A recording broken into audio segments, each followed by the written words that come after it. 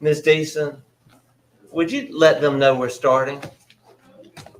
Would you let them know that we're starting? Thank you. Because we do have a quorum. All right.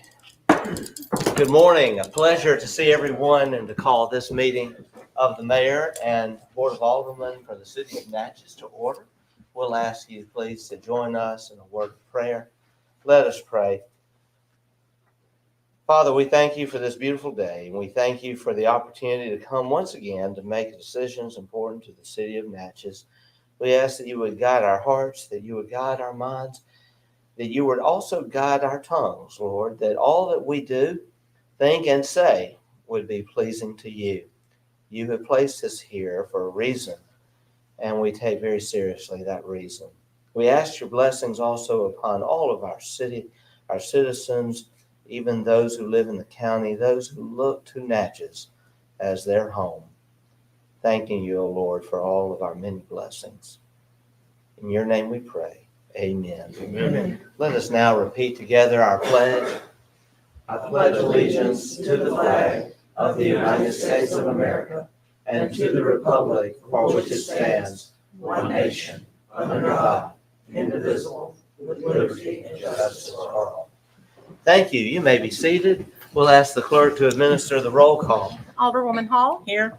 Alderman Frazier. Here. Alderwoman Smith. Here. Alderwoman Irving. Alderman Davis. Here. Alderman Maroney. Here. Mr. Mayor, all are present and accounted for with the exception of Alderwoman Irving. Thank you so much. We will now move to approval of minutes. Madam Clerk. First set of minutes we're asking for approval is for the regular board meeting held on June 9th, 2024. What's the pleasure of the board? So moved. Second.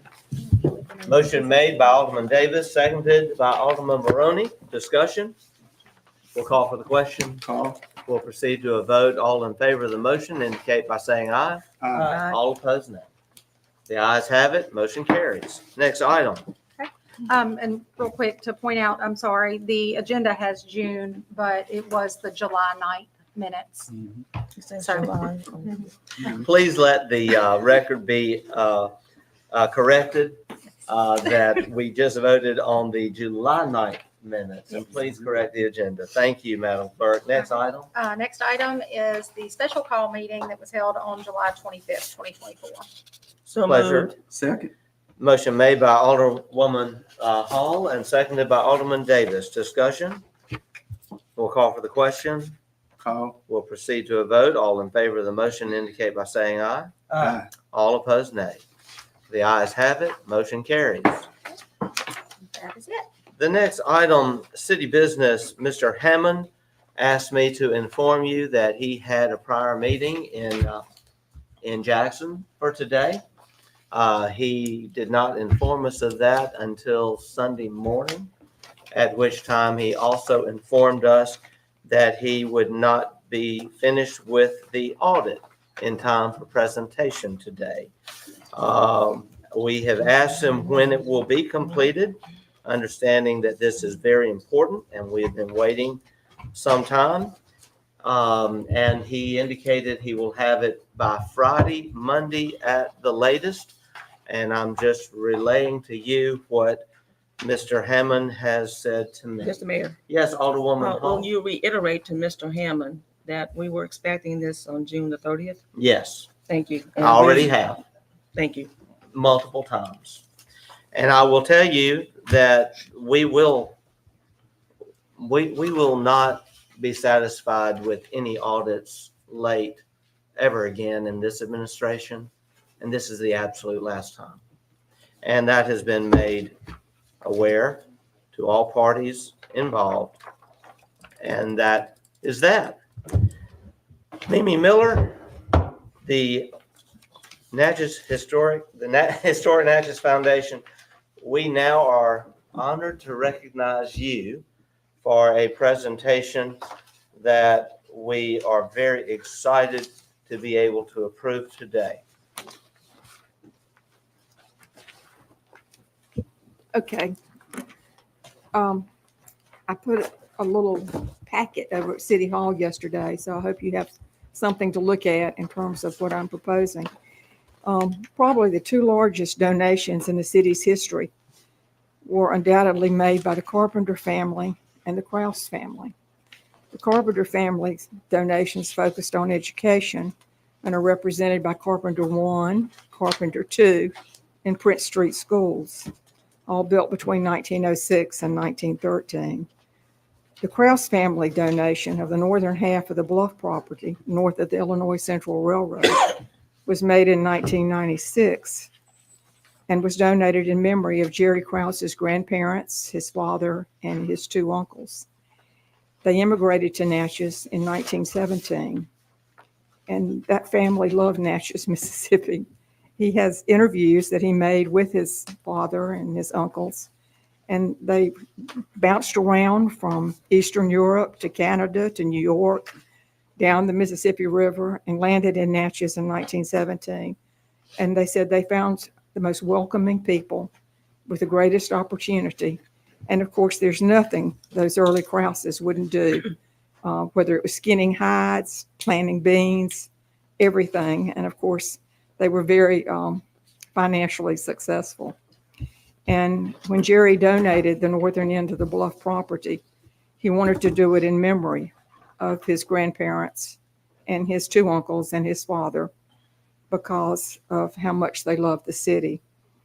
Well, obviously, Carpenter 1 and Carpenter 2, the Carpenter's family is recognized nicely in buildings that are no longer schools, but they're still important buildings to us today. But somehow, the Krause donation, I think, sort of just fell through the cracks a little bit. And the move to recognize the donation began at the end of Darrell Grinnell's term of office. Darrell contacted the Historic Natchez Foundation and asked us if we could design some kind of appropriate marker to recognize the donation. And so we began to work on that and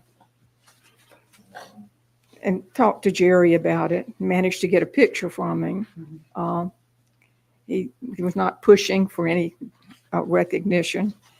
And then we had a design and we sort of took it to him, and he seemed to like it.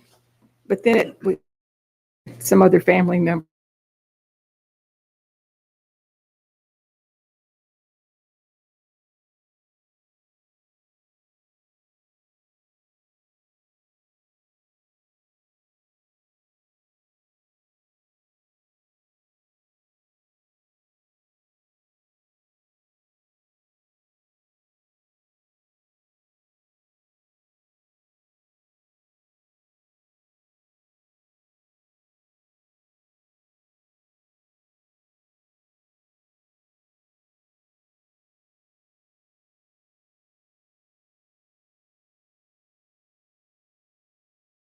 companies to price it.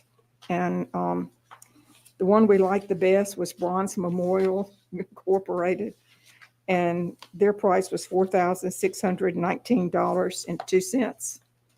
And the others varied a little bit up or down, but all were within 200 range of that particular price. So, Alderwoman Hall. Mr. Mayor, I would like to move that we approve this marker in memory of the Jerry Krause family, contingent upon the approval of Mississippi Department of Archives and History and the Natchez Preservation Commission. Second. Right. Motion has been made by Alderwoman Hall and seconded by Alderman Maroney. Discussion? Yes. Yes, Alderman Maroney. I'd just like to say something. I've known the Krause family pretty much all my life. And Uncle Manny and Morris, I never knew Alex, but anybody that knew those two older men, I mean, they were a couple of crusty old, rough, tell it like it is kind of guys, and they'd tell you what they thought. But they were always fair.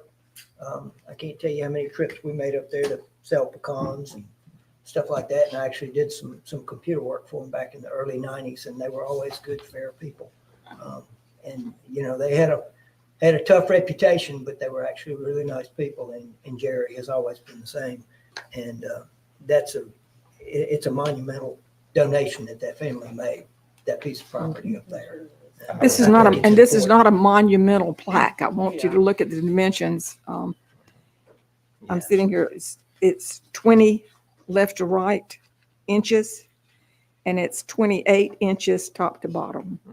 In an ideal world, I would have liked to have had a two-sided monument, so there's not a blank side, but that would have raised the price about $1,500. Yeah. If anybody wants to do that, I'd love to do it, but I'm not asking you for that today. All right. Yes, Alderwoman Smith. Where does the property start and stop? And when you say north side, just like from the It's, parking lot? David Paradise owns the lower part, Right, and the Krause family owned the upper part. okay.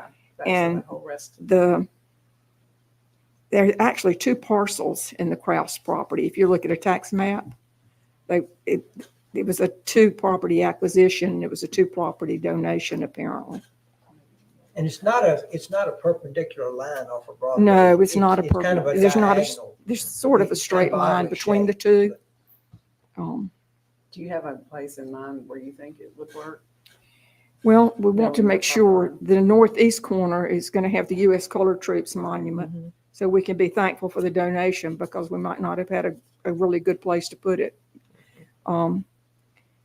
And I think whether it goes along the walk on the edge or whether we put it along the sidewalk is what my thought is near Broadway Street, where people who walk up and down would see it. Mhm. And it'll be on, a metal pole that comes with it. Sounds good. A good point of reference is if you're standing at Smoots and looking straight across, pretty much everything to your right is the donated property, and that might be a good place for it to go. Yes. Any further discussion? Yes, Yes, Alderman Frazier. you, say this money gonna be, it's a partial land, used to be a Kraus pecan factory. Well, I'm sorry. This I'm partial land, you 79, so I talking may about- not be hearing real well. Me neither, so this project you talking about, it's the old pecan factory, Yes. okay? So like I say, it's a special place, we don't wanna put it, because like I said, I know it's gonna Color Troop Monument gonna be down there. And also we got what you call it? They got a new place down where they recharge cars at, so we really gonna have to find some way to We put want to that. make sure that you're happy. We'll get with you before, it'll Certainly. probably be about, from what I understand, about 45 days before it comes. Yeah. And we'll get with everybody. We'll go down there and look ourselves and then see if we can come back to you if you And like. bring, or and make sure whatever. Mr. Kraus is there too. Yeah. Let me stay. You could appoint somebody from the board or whatever. Yes, Alderman Frazier. Down at the end, Mr. I also dealt with Kraus family too, especially man, you're right, he was an old crusty himself. Yeah. I had to deal with him a long time. Yeah. I deal with all of them. And you, like you say, he'll tell you exactly what's on your mind, and Yeah, you didn't have to question Well, you had to what he was question. thinking. it was gonna basically go his way or no way. Thank you. Thank you, Alderman Frazier. Call the question. Okay, the question's been called. We'll proceed to a vote. All in favor of the motion indicate by saying aye. All opposed, nay. The ayes have it. Motion carries. Thank you all Well, so much. Thank you, Ms. Miller. Thank you. And thank you, as always, we can never thank you enough for all you and Carter Burns and your team do for Natchez. It's been a great partnership with the city. for many Absolutely. years. Thank you. Thank you you. so much. Another great partnership, we have Fred Parker here with our health benefits specialist with Byrne Insurance Agency. Good to see you today, morning, Mr. everyone. Parker. I understand you have some good news for Well, us. I have a lot of news, I'll be sure, and some good news. If you'd open up that giant notebook I brought everyone, this has the Byrne Insurance sticker on it. I'd like to go over a couple of points. Basically, a history of claims on the plan the city of Natchez has going back to October 2020. From October 2020 to end of September 2021, total amount of claims total $455,000. If you flip to the next page, the next year, $572,000. The next year, 23, 24, no, 22 to 23, $1 million. So it doubles. Then if you're gonna have to turn your notebook, because I'm not real good with printers and stuff, but from October 23 to the end of July 24, the claims right now are 1,159,000 and 2 more months of claims coming in. And if I could just say something, when I say good news, we have to understand that because of COVID, people were not utilizing That's healthcare. right. That, It took a while to get back to what would be normal. that's, And what I consider good news is that what we're seeing as an annual period last year compared to this year, while we're seeing an increase, it could have been a lot worse. it certainly could have. And to that point, I'd like to say, of course, Megan and I have to communicate occasionally about different things. The reinsurance company, Gerber, has in the previous policy year mailed checks totaling $400,000 reimbursement to the city. That's where reinsurance and a self-funded plan can come in handy. That being said, in short, the Blue Cross third-party administration rates, we're going to keep those level. The AmFirst Gap plan is going to stay level. The reinsurance is requesting a $30 per employee increase, which, considering the number and amount of claims and the fact we really have had no increase in 4 years, I think that's not out of line. However, I'd like to, let's hold all that together if we may. There is a group I have that has had some, last year, right after we had renewed this plan, this other group I have had a fellow on their group that was having claims of over $700,000 a year. He had a cancer that could not be cured and was not fatal, and the chemotherapy treatments alone were Mr. Parker, if you can return to the microphone. Oh, We thank have you. people on. $700,000 a year. Thank you. And that's when Jules Lacoste, who is my who I work with on reinsurance, introduced me to the Samaritan Fund, which I have a piece in here concerning the Samaritan Fund. And so I contacted this organization, and this is how it works. When you have an employee, say I worked for the city and I had some huge medical claim. If the city adopted went into an agreement with the Samaritan Fund, which costs nothing to go into the agreement, and then I was approached and said, we want you to talk to the Samaritan Fund. What happens is that employee releases their health information to the Samaritan Fund. And in this instance, this fella decided he would do it. So the Samaritan Fund went and found him an individual health policy. They paid for it 100%. They gave him a Visa card that covers all his deductibles, all his drug costs. He is out of pocket a big fat zero on anything medical in a year. So what did that cost this company? They paid $55,000 to the Samaritan Fund, and instantly they were ahead of the ball game by a minimum of $650,000 because this individual was on an individual plan and he was out no money, and it was a win-win situation. There are a couple of claimants on the city right now with some potential extremely high claims. One who's, at any rate, I'll leave that there.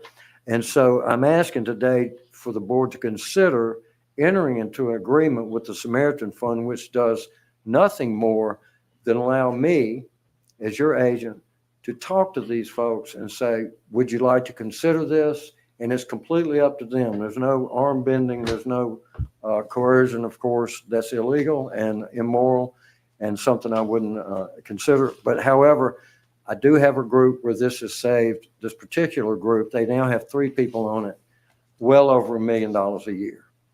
So if the information on the Samaritan Fund is in your folder, and are there any questions concerning this? Yes, sir. Yes, Alderman Frazier. Fred, you said you're coming for us today for an increase of $30 a month more A person. per person. That's because due to the high claims we've had the last couple of years. Okay, However, we're going to offset that. Right.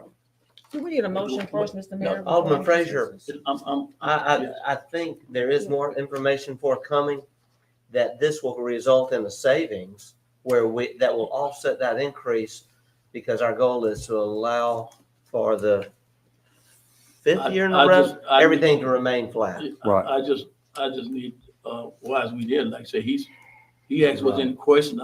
When he asked for question, I'm throwing out these questions. Exactly. Sir. I need to, like I say, I just need to find out what's going Alderman on. Frazier, before we have further discussion, let us entertain a motion so we can follow our rules.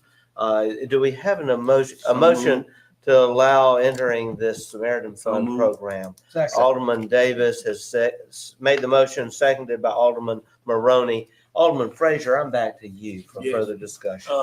Like I say, I'm kind of like concerned about, this, as the mayor said, he said it's a cost saving, but, our employees now, they're right now clamoring for a raise, and as you know, healthcare is the #1 issue across the country in paying these bills. Also, Fred, I would like to know the city, and maybe you can answer, maybe I might be out loud, I don't know. Maybe you can answer which department is really pulling the most claims. Like I say, Some of our departments are only 1 or 2 people, so we can't have. Honestly, I'm talking to Fred. Right. Now, I just have to make sure we don't violate any Yeah, HIPAA. Sir. Alderman Frazier, I can't really speak to that because the claims, oftentimes, I don't know. I checked on the claim today and found out this person is employed in a certain department. Yeah, And so now, when I talk about the increase, that's not to the employee. The employee's rate is not going to change. so it's towards the city. Right. But we're going to offset that with the fact we're going to try to use the Samaritan Fund to get some of the higher claims out of the way, as it were. Like I say, I understand, like I say, I was talking about, like I say, I don't know, because I know some people don't, when I was a long time ago, some people had illness like they had kidney disease and stuff like that. It took a lot off our, our premium going up and stuff. So if there are no more questions, they can go on. I yield the floor. Thank you, Mayor. Alderman Frazier. Alderwoman Hall? I agree, this is cost saving to all of us, but what is more important, that we will always honor HIPAA laws. We're not going to discuss what departments, who Right. these individuals are. Exactly. That would be a violation of. Mr. Mayor, Yes. I'm Alderman fully Frazier. aware that I don't need, I understand what she's saying, but I already know that. Okay. I really didn't, Okay. She didn't have to inform me of that because I know it. Yes, And I'm not trying to be disrespectful or anything, but I'm fully aware of the HIPAA law. yes, sir. Thank you, Alderman Frazier. Alderwoman Smith? I want to hear a little bit more about the Samaritan Fund. I'm so thankful that we're being creative, a way to save, not have to raise it for our employees and save the city money in the long run. So could you just tell us a little bit more about that? Yes. Again, about a year ago, a little over a year, this other group I have, they had more than one claimant. And this can happen whether you're a city, a county, a XYZ corporation, United Mississippi Bank, Delta Bank, it doesn't matter. You can have these days, hello, Mrs. Alderperson Irving. Good morning. Good morning. You can have claims that can, the cost of chemotherapy, the cost of so many treatments today run into the millions. Now, And that's another place where the Blue Cross contract comes in because of their discounts and their access to so many networks. However, I was confronted with this group and these incredibly high claims. And Mr. Cost mentioned this to me. I read about it I looked it up online first, and then I called the company. And then rather than me do the vetting, because even though I don't have a dog in the hunt other than trying to help my client, a member of this organization called another company who uses the Samaritan Fund and said, does this work? And he got a resounding yes. At which time this organization adopted the Samaritan Fund, and at which time I met personally with the employees, explained the program, and explained to them that they would sign a HIPAA form releasing their medical records to the Samaritan Fund. At that point, Samaritan Fund found a plan in the state of Mississippi. Now,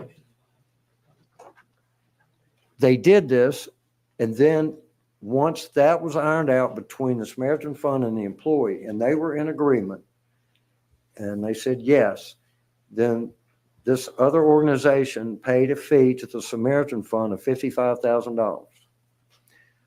And the claims for this person were running $700,000 and more a year.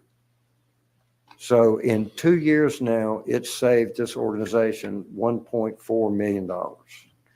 And the employees happy. Of course, this organization is happy. Yes. Alderman Maroney? All right, so the Samaritan Fund, as I understand it, they're like a charitable organization. They're a 501(c)(3). All right, so if we go into an agreement with them, doesn't cost us anything. Right. But then if we have an employee that has really high claim amounts, which we're paying, if this employee agrees to do this, they sign a form allowing the Samaritan Fund access to their health information. They look it over and then they say, okay, we think we can help you. And they go out, they find a plan. We pay the Samaritan Fund, but then from there, they take over this employee's health insurance and they're off our health insurance at that point. And we're not paying any more claims for them. The Samaritan Fund is doing it. They're paying the insurance as a charitable organization. Right. And they're paying this other third-party insurance company, and they're taking care of this employee from this Correct. point, and that employee is no longer on our health plan, and we don't have to pay their medical bills anymore. So if we've got somebody that we're paying $250,000 a year in insurance payments for, all of a sudden for $55,000, we get them off our rolls, and somebody else is paying for their stuff, and the patient is extremely well taken care of, and they incur no Right. out-of-pocket. They get a expense. Visa card, and when they go get drugs, they go to the doctor, they have no more copays.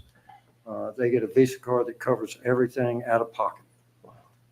And might I add that so for instance, and the reason you take, there's a lot of due diligence involved because you don't want to sign somebody up that's cost you $250,000 last year and they're going to retire in a month.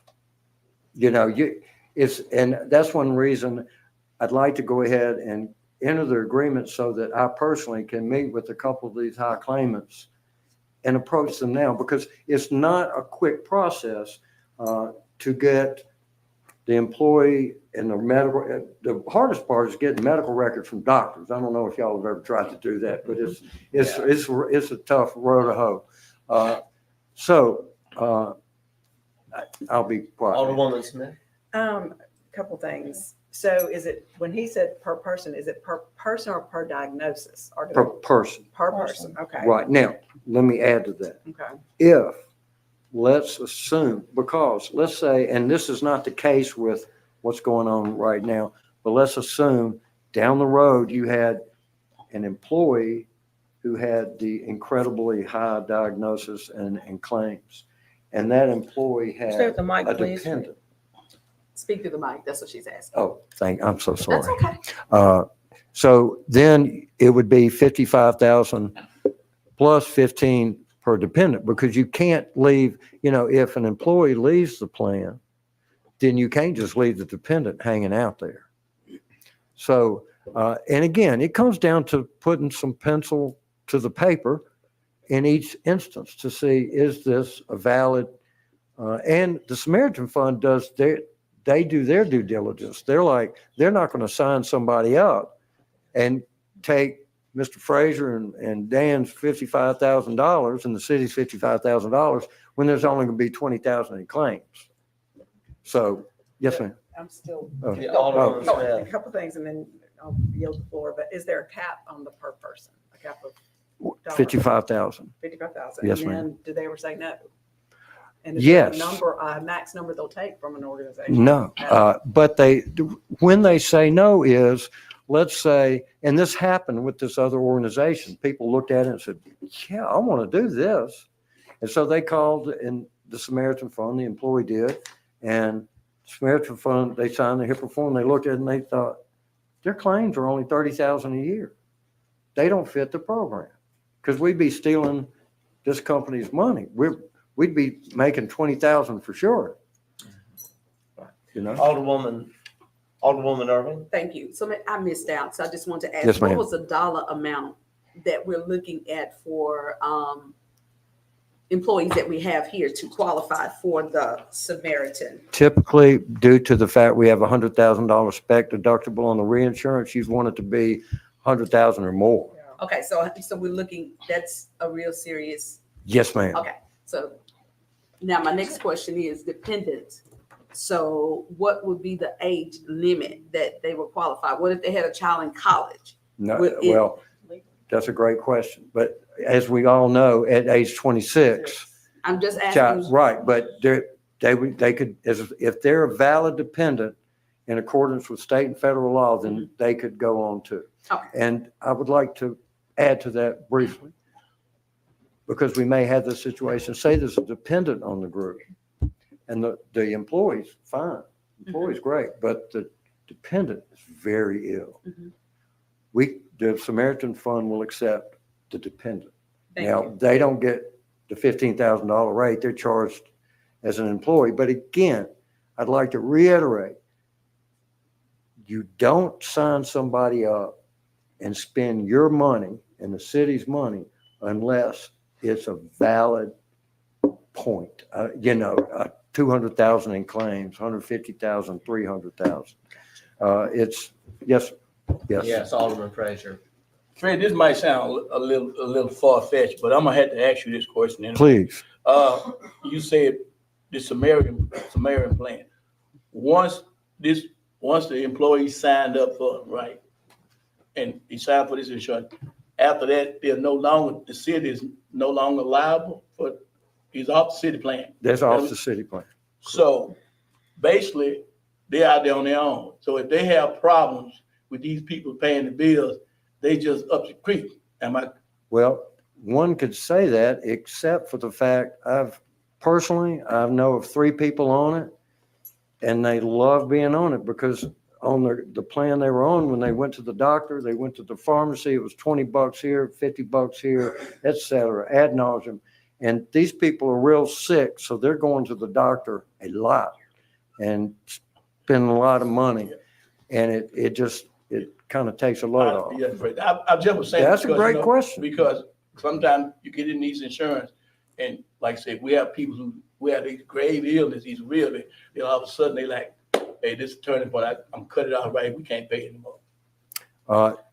Because of the Affordable Care Act, may I speak to that, ma'am? Yes. Because of the Affordable Care Act, every affordable compliant, ACA compliant health plan in the United States has unlimited lifetime max in claims now. If anybody in this room went online to look for health insurance, you would get about 50 to 100 calls and emails within 24 hours. And there are people on the phone that will sell you something that's not worth spitting on. But however, I can verify that the Samaritan Fund's going to use A+ rated company. Yes, I just want to ask if he's. I'm sorry. I yield the floor. Okay, thank you. Just one more Alderwoman Irving? question. What about specialists? Because normally when you have that person that has that large amount, are they able to see different specialists? Yes, ma'am. Okay. And I'm going to say this. In Mississippi, I often in my daily work, people call me about individual health insurance. In the state of Mississippi, there are really only two plans. Two, Ambetter, Okay. which is through the marketplace, Mm-hmm. and Blue Cross. That's it of ACA compliant plans. So, and the Samaritan Fund would only use an ACA compliant plan. All right. So just to summarize, we have a case, possibly two, that could qualify for this Samaritan Fund program. And by taking advantage of this great opportunity to give them better coverage, it would also take those claims away from our self-funded program.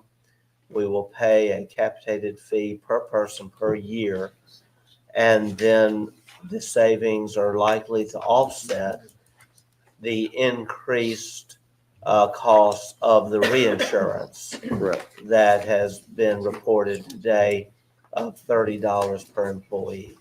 And we understand the reinsurance has to go up at some point, but by taking on the Samaritan Fund logic, we can assure our employees that they again will have a flat renewal of their health insurance expense, and that will be 5 years with no increase, the city picking up 100% of the costs for single employees and a good share of those who are married or have dependents. Have I summarized that That's, yes, correctly? yes. I'll call for the question. We'll proceed to a vote. The motion, Alderwoman Irving, is for us to allow Mr. Parker to enter into an arrangement agreement with Samaritan Fund Program to discuss employees that the city may have that qualify. Add, To add the that we're increase. gonna take them as our insurance. And yes, and that we're, Increase. that's a separate motion. The renewal is a separate motion. So all in favor of the motion indicate by saying aye. Aye. All opposed, nay. The ayes have it, motion carries. Before we entertain the motion to renew the health insurance, everything is one package. I think it would be good for us to look at the group, dental, vision, and life renewal information. Okay. And we'll continue now with your presentation. Thank you, Mr. Mayor. But it's understood the health insurance portion, we have now a logic where we can take care of the health without any increases this year to the employees or to the city. What, Mr. Mayor, let me just, Alderwoman Irving, we don't have a motion on the floor. What was your I'm question? just, do they have an option for the Samaritan plan? If they choose not to, then what? They would remain with the city. Okay, Right. Yeah, just making it's sure. their option. It's option, okay. Yes, if you'll please continue with your Yes, sir. presentation. If you'll turn past the Samaritan Fund, you'll see our current dental carrier is Unum. And they are going up about 20%, which this is a voluntary program the employees pay. And as we all know, every dollar is more important now than it was 10 years ago. So the rates are going from $30.51 for an employee to $36.61, $69.37 for employee and spouse to $83.25, employee family $102 to $122. So when I got that renewal, of course, I went out shopping this because, nobody wants to pay more for the same product. So And this is for our dental. this is for the dental and the vision and the life. Okay. We also received a rate increase on the life insurance, which the city pays $25,000 for each employee for life insurance. That piece of the puzzle was going up 20% also with the standard. I got quotes from the principal And I put a little piece about the principal. If you're not familiar with them, you've probably seen them on television. They have the whale breaching. That's the principal. But A+ rated company. And the rates for the dental, should we approve this company, would be $30.51 per employee, $69.37 for the employee and one dependent, and $102.19, and with the same benefits. So in other words, I just got our rates back down to where they were. And I looked back at the dental and vision rates for 20 and 21, and we've kept those within $1 or $2 or $3 for 4 years now, which is good. And then on the vision, the rates, and I'd like to say one brief thing. When an agent quotes group dental, vision, life, et cetera, all of these companies, whether it's MetLife, Standard, Unum, et cetera, they give you lower rates when it's like bundling your home and auto like Geico wants you to do. So when we bundle the life and the vision and the dental with one company, they bring all the rates lower. So the Standard was going up to the tune of about $3,000 a year on the life insurance. We've gotten that. The principal will get that back to where it was. And we have a 2-year rate guarantee on the vision and the dental. So these So are bottom the new, line, I'm sorry, Alderwoman Irving. so these are the new prices here Yeah. with the new company principal. yes, ma'am. Okay.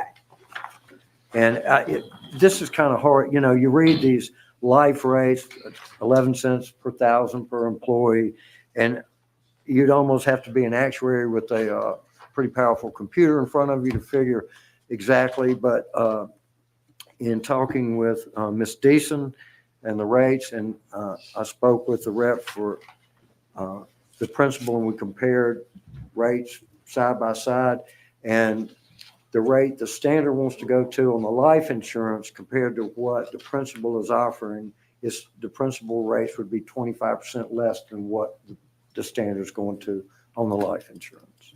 And so the bottom line, there will be a net increase for our costs for dental, life, and vision of how much? It's about $250 a month on the life insurance. That I know. This is for the whole group. Right, but if we go with the principal, we're a bit under that. Yes. From where we were. And continue. And then on the dental rates, they were going up 20%, but if we move to the principal, we keep the rates exactly where they are today. And the vision? The vision, the rates would be the same. I will say the Unum we have a rate guarantee until 2025 on the vision. Mm-hmm. And just when I talk to Unum, if they will let us stay there and not have the dental, and the principal will let us do that. There's so many moving parts. Yes. If we can stay with the Unum and the rate doesn't change, we may look at that. All right. So the bottom line is we aren't going to see any increase to our employees again this year, Right. even on their dental, life, and vision. This is all, as I said at the very beginning, very good news. Right. I'd like to entertain a motion that we approve the renewal of health, dental, life, and vision with Mr. Parker following the strategies that he has shared with us. So moved. That motion made by Alderman Davis and seconded by Alderwoman Irving. Discussion? I do. Alderwoman Irving and And then mine is Alderman just Rudd. with the vision. There's could we look to see, there's and it's optional that the patient receive it, but if you're wanting to do, checking for pressure in eyes, that's something that it doesn't pay for. Is it possible can you explain why it doesn't, or? I think that's kind of an industry standard. For instance, like I'm on Medicare, I'm old. And so when I go to see Dr. Smith, I have to pay him for that. Medicare doesn't cover it. Okay. You I'm know, just questioning. but it's a because- good question and I will pose that to my rep. Because there's a fee and Right. pretty much as you're aging, you do want to begin to check those things because your vision do change. So Right. just ask. I will check Alderman and I'll get Maroney? back to you personally. No, I'm good. Okay, any further discussion? Okay, we'll call for the question. We'll proceed to a vote. All in favor of the motion indicate by saying aye. Aye. All opposed, nay. The ayes have it, motion carries. Mr. Parker, I want to provide you a complete endorsement on behalf of the city of Natchez that we are a very happy customer. We Right. now have 5 years in a row provided great benefits to our citizens, our city employees. And we've saved the citizens already going on $1.5 million, $2 million. It's going to even continue now. And you have done a lot of this, taking losses yourself just to make sure that the city's policies run smoothly. You also are always there if we need you by text, phone call, doesn't matter day or night. Thank you so much. Well, thank you. Thank you for your business and y'all have a great day Mr. and Mayor. I'll get back with you. Thank you. I Thank just you, wanna- Alderwoman you. Irving. And I just want to thank you because you're right, Mayor. You can text him if you call with a claim. He's going to look into it. So thank you. Really You're appreciate all of welcome. that. Thank you. Y'all have a great day. Thank you. And I'll get back with you. Thank you Thank so you very much. much. And our real winners here are our employees. And I will say, and this is true, that since we enacted these changes in our health insurance program in the fall of 2020, I have yet to receive a complaint. I think that speaks volumes. You go to him. He can That's- take care of it. That's great. Before we proceed, I do want to, he's hiding behind the column, but everyone, please welcome Dr. Pernell Goodwin, who is the new Vice President, Colin Natchez Campus. Dottie, sneak in. But Dr. Goodwin, we are so proud of you. It was great to be at your reception Friday celebrating your arrival. I would like to ask for a vote from the board to allow you just to share just a couple minutes, but just to say hello to the board this morning. Some of them may not have heard you. I'll entertain at this time a motion So moved. to allow Dr. Goodwin to speak. Alderwoman Irving has made the motion, seconded by Alderman Davis. Any discussion? All in favor of the motion indicate by saying aye. Aye. All opposed, nay. The ayes have it, motion carries. And I want to first of all tell you, if you think I'm mispronouncing his name, I'm not. It is Dr. Goodwin, and that is appropriate because it's a good win for Natchez to have him at the Natchez campus. Dr. Goodwin, good to see you. Yes, thank you so much, Mayor. Thank you so much, City Council, for allowing me to come speak. I really just came to, one, to show my support, and thank you all so much for supporting me and Colin as a whole, but specifically Colin Natchez campus. As I always preach about us doing things together and being, even I had a talk this morning with my entire campus and staff about inclusive leadership and just about being inclusive and collaborating and working together. And that's how I move forward, not only community and society as a whole. And so in Natchez, Colin, we're doing a lot of great things. We have our, of course, the diesel equipment technology program back for the first time in 2 years. Wow. So that's back on campus starting actually next week on the 19th, classes start. And so we're also looking to open back up in September our truck driving CDL program as well too. And so we had those two new programs just to better serve our community and just get more people into the workforce and just get people with jobs and just hopefully put it back into their community and help Natchez thrive. Absolutely. Yes. And I also want to just thank, like I said, the community. We had an increase in enrollment this summer, a 16% increase in our summer enrollment. And that's just all the work of my team on campus. Like I mentioned in my welcome reception, I just got here. So everything that's going on, it's just a testament to what everybody has done and all the work they're put in. And so I just always thank them every single day, just for the great work they're doing and going to continue to do. Absolutely. Yes, and last I want to mention, we have a event coming up on September the 7th. September the 7th, and I'll email you to Mr. Porter about some things. September the 7th, that's a Saturday, 10 a.m. to 12 noon.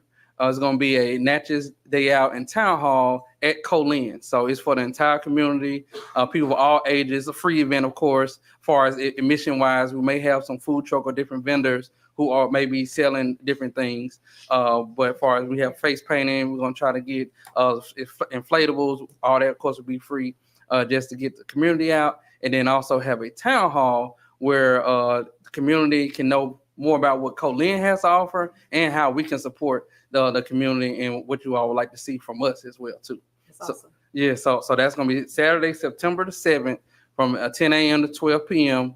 So people still can come to that, and then later that evening, catch some football games and different things. So it's just a couple hours out of your day. So we're looking to do that September 7th, 10 a.m. to 12 p.m. on the Natchez campus of Colin. And it was already in the Democrat as well as on our social media site as well, too. So I just thank you all so much. And if any questions for me at all? Any questions? Yeah, Alderman Frazier. I just want to say, I just want to thank you and Colin, and also Natchez Public School System. Yes, sir. I attended the NECA program the freshman orientation, bringing in freshmen. I really had a good time out there, and the way y'all presented that program to the community, those kids, and y'all was explaining to them about the rules, regulations, and guidelines, and what is expected of them this year in school in order to keep your grades up to stay in the NECA program, in order to do this to get to college. So y'all, I just want to say you have one of the most outstanding programs out there in NECA in the country. So thank you. Yes, thank you so much for that. Thanks so much for that. We try to, like I said, let our students know. One of my old presidents said something that always stuck with me, and I found it to be true, and we're trying to change that. He said, education is one of the only things where people don't mind getting less than what they pay for. He said, you go to Wendy's, you get a 4 for $4 and they give you 3 nuggets, you going inside with your receipt saying how you want your extra nugget. But soon you get to your classroom, the class 50 minutes, you be in there 40 minutes, 30 minutes, you happy, but you did not get what you paid for. That's right. You're not getting, like I said, what your money, parents, students, and whoever's paying, you're not getting what you paid for. So at Colin Natchez, we're ensuring that everybody's getting what they paid for and getting their money's worth. And then on the outside, they'll be able to take their education and go, like I said, anywhere that they need to go and know that they, like I said, had a world-class education right here in Natchez. Absolutely. So we just try to strive every day to do that. Thank you very much.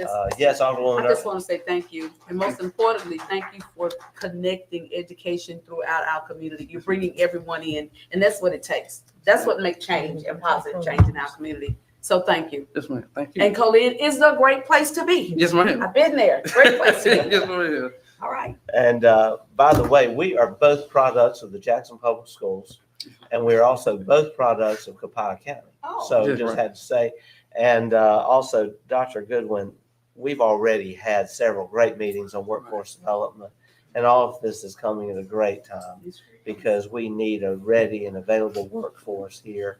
I met with an industry yesterday that said that they have maxed out right now at about 300 jobs. It's a new industry, and they would like to grow and offer more jobs, but they're struggling to find a trained and ready workforce.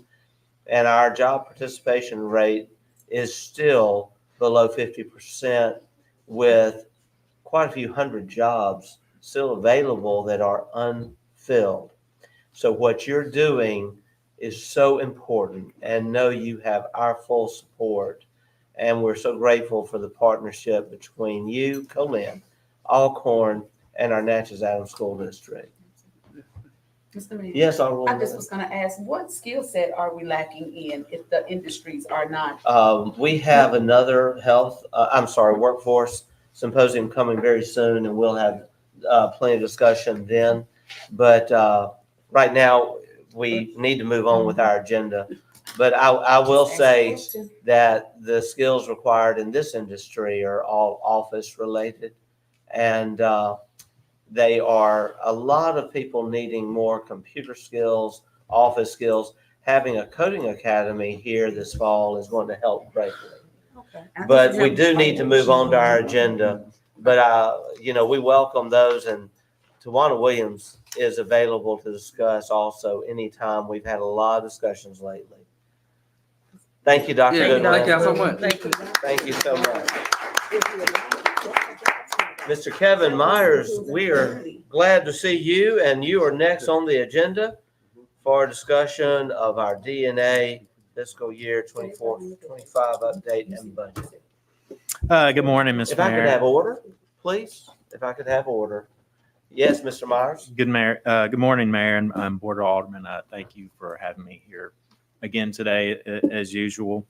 I'm very grateful for your time. This morning, I did bring with me a few the members of the Board of Directors for Downtown Natchez Alliance, and thank you all for coming. Their support and your support, I couldn't do this job without any of you. I placed a report on your desk this morning before the meeting, highlighting some of the work that DNA has done in this past year. And that's for you to review when considering our budget request for fiscal year 25. I'm going to be very brief this morning. I won't go into the details of that report, but I did want to bring up a point of the investment that's occurring in downtown Natchez. I was compiling our, every 6 months I have to do a statistical report for Mississippi Main Street Association to turn in. And in the first 6 months of this year, 7 historic tax credit projects were completed. Also, since the beginning of the year, 12 new businesses have either opened or expanded in downtown Natchez.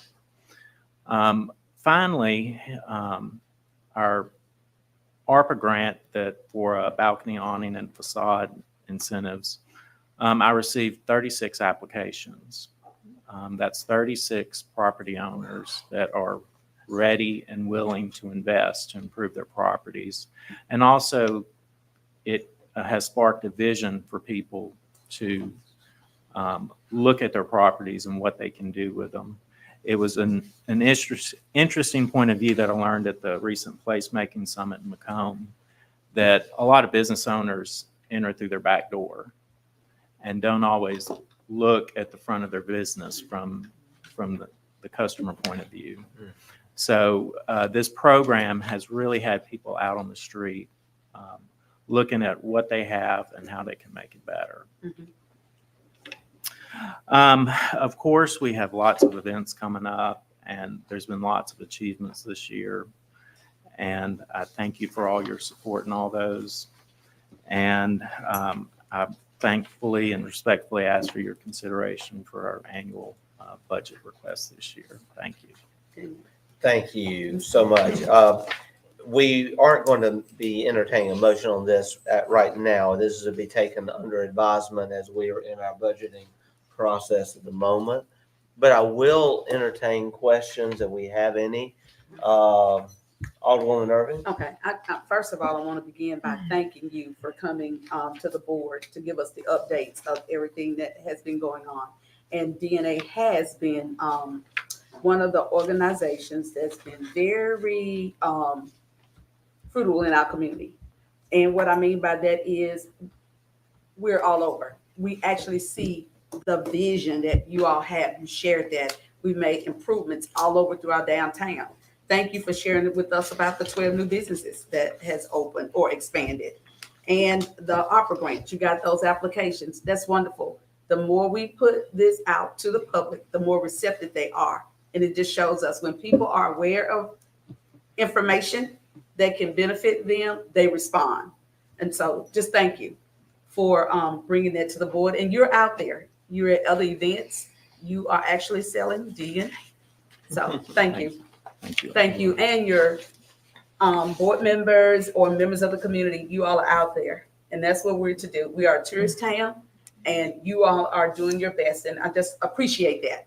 And I appreciate that. our enthusiastic DNA folks are really wanting to clap, so let's clap. Mr. Mayor, It great job. really is. It is really a great report and Mhm. great things y'all are doing. Alderwoman Hall?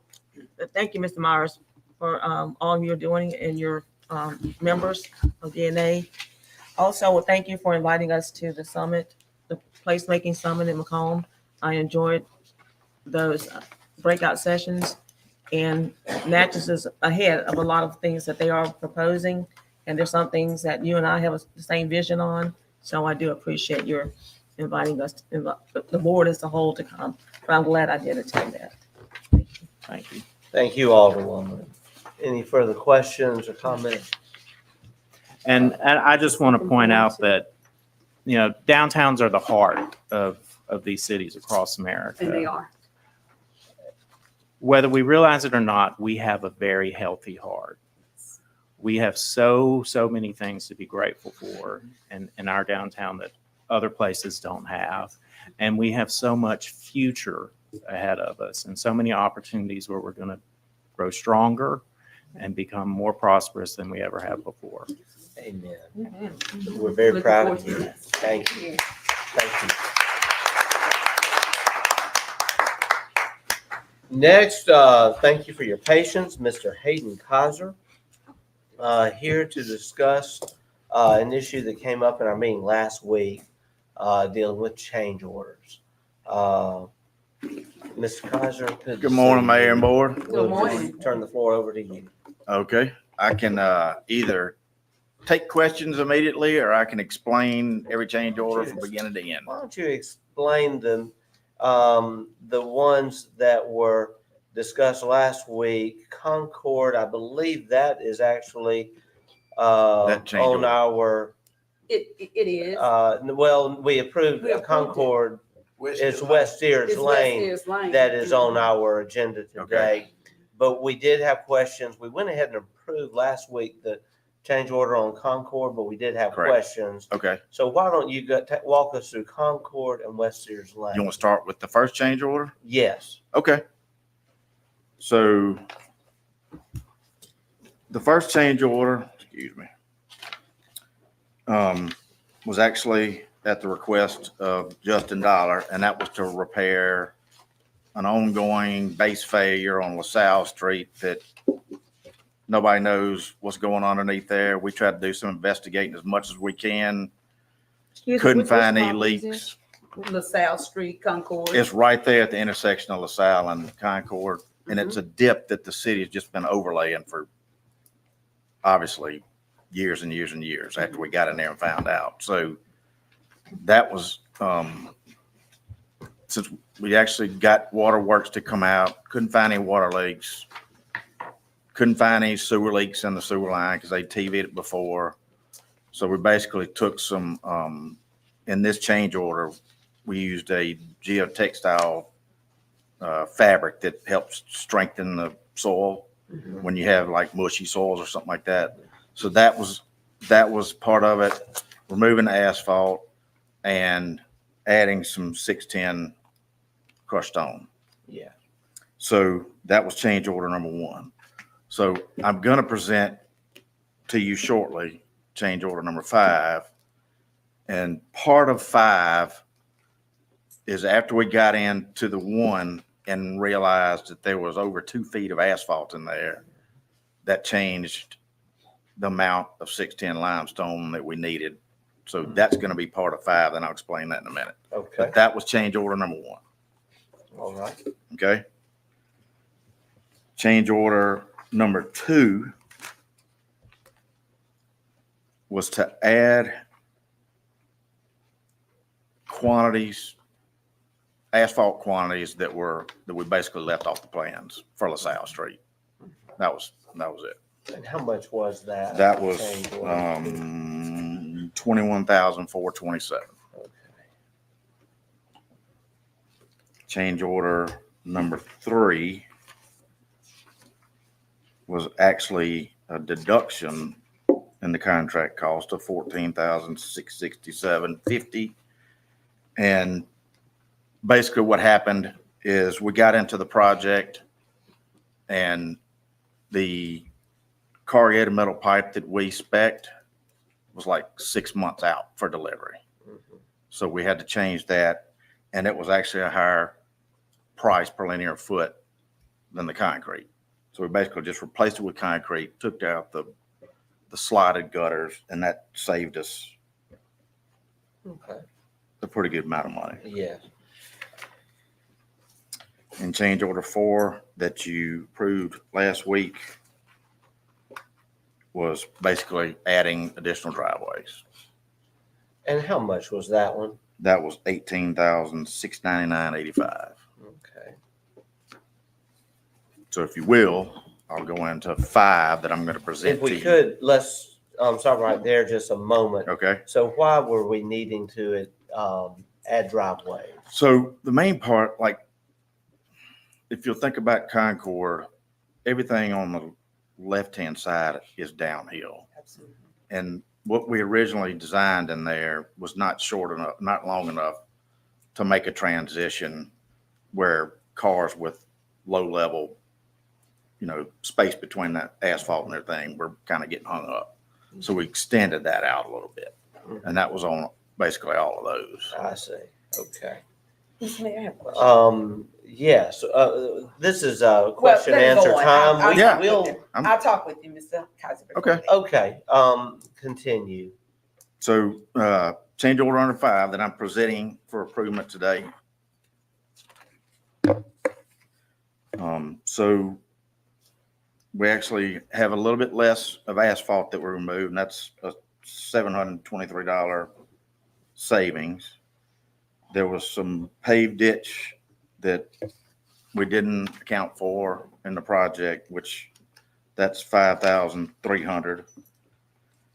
We're taking the hydro seeding quantity out, which is a deduct of $32.58. And what I explained to you a minute ago was the crushed stone that we had to add back in that we had no idea about for Sal. And that was a plus $12,404. We got a small deduct on the combination curb and gutter, which was $952. Another deduct on adjustment of castings that turns out once we overlaid, it wasn't going to be a severe dip to get down to the manhole. So we felt like we didn't need that. And then again on,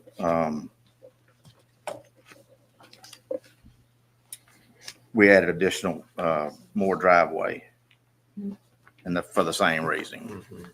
And that's plus 14,000. So this total change order is an additional 24,239.80. And just after a brief conversation with James, it looks like we're about $3,000 over on the money, but we still have another pay estimate coming up. And I know we're going to have a deduct on the solid side. The asphalt, I'm not sure about, but that's basically where we stand on that project. All right. So you're wanting to, have a motion from us to approve a change order totaling $24,239 today. And 80 cents and today, yes, 80 sir. cents. So move. Motion made by Alderwoman Irving, Second. seconded by Alderman Davis. We'll now have discussion. Yes. Yes, Alderman, I'll entertain Alderwoman Irving since she made the motion, and then Alderman Frazier second. Thank you, Mr. Mayor. I was gonna ask, we've already identified the funding. Am I correct? Ms. Megan, we've identified the funding. Last week, the last meeting, we said where funding would be. Am I correct? Yes. Okay. I just wanted to be sure. Yes. Okay. Thank you. And this is being paid from grant funds allowed to us by the state legislature totaling $500,000 for Phase 1 Concord. Alderman Frazier? Yes, you said that it was something that was left out, this was left. How did that mistake happen? There's Yeah, a mistake. I'm like, this should have all been done, and I said it once, but when you brought these plans to us to do this project. And like I say, we're having so many add-ons and stuff. It's just getting, to me, it's just getting ridiculous. But and another thing, around in Westfield Lane, I noticed that. But we on We're not Concord. there yet. This is Oh, you on Concord. Concord? Yes. We're Concord. only on West Concord Only right on now. Concord. Mr. Mayor. Oh, I thought you were finished. No, Oh, yeah. Yes, continue, Alderman Fraser. You want to discuss Concord? I'm still on Westfield Lane. though. No, we're but not we on not- West- we are. I'm- We're going to be I'm on West Sears Lane I'm next, gonna do that. but the motion right now is for Concord. Okay. Alderwoman I use the Hall, floor, Mr. Mayor. thank you. Yes, you're asking for 21,427 as a change order. 24, It's 24 239. 239 and 80 cents. for, as Mr. Fraser just alluded, to plans that were omitted. Well, not everything. So not everything in this change order. But you're was from asking that. for 24,239 for an area that was omitted in your plans. Not all of that was in the air. Okay, you said it was omitted in the plans. No, well, there Is was a that- piece of a paved ditch that the quantity was not accounted for. So that was omitted in your plan. With that amount, But pay so item is not why is the board being asked so to submit a $24,000 plus payment to you for it's not something you? it's not to me. The payment's not to me. Who's it to for? Who is it going It to? goes to the contractor. Well, to the contractor. Let me rephrase that. For 24,000 plus to go to a contractor for an error he made in his plans. No, they were my plans. He's Well, just doing the then work. your plans. So That's why right. are we So- asking to be? If I didn't make the error, the contract would have been increased by that amount anyway.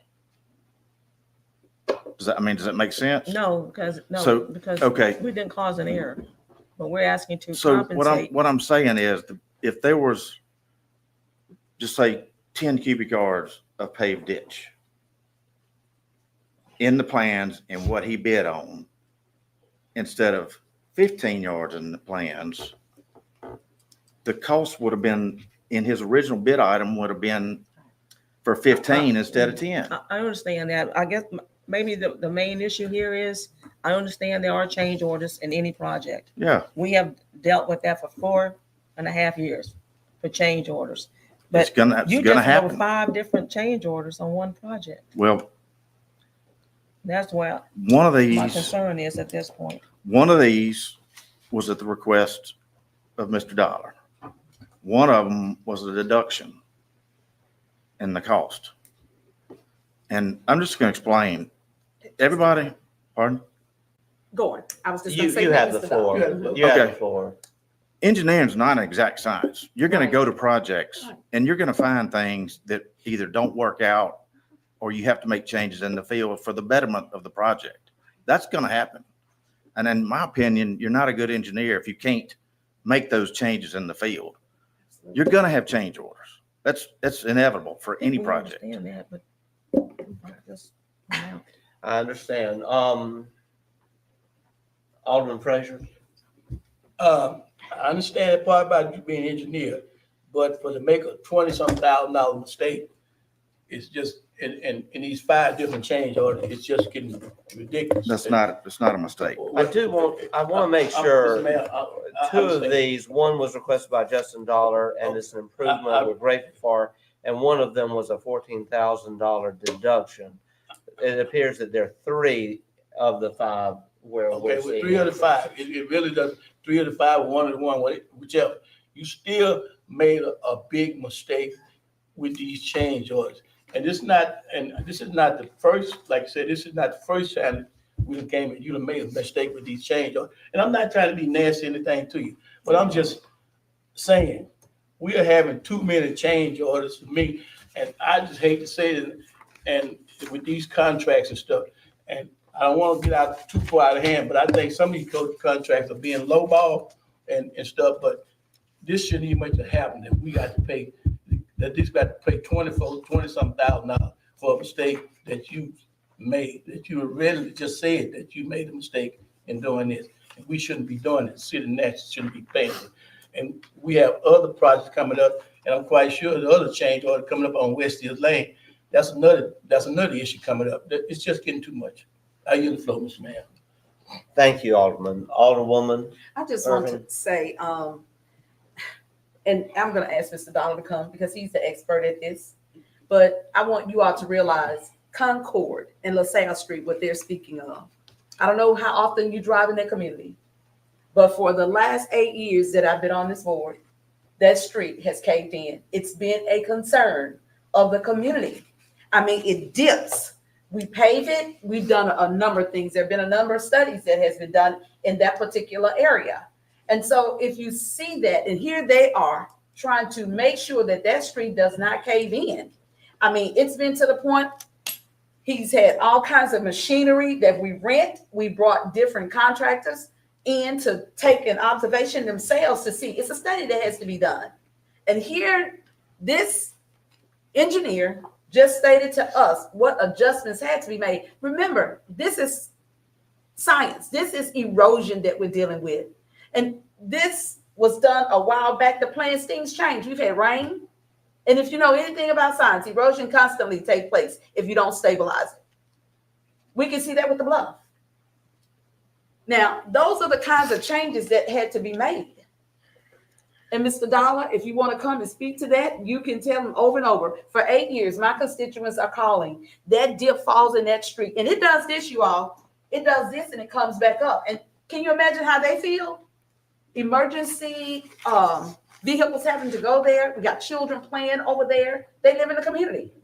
And you have to see it in order to say that we make this space safe, at least for now. Because it's been eroding over and over again. It lasts about a year.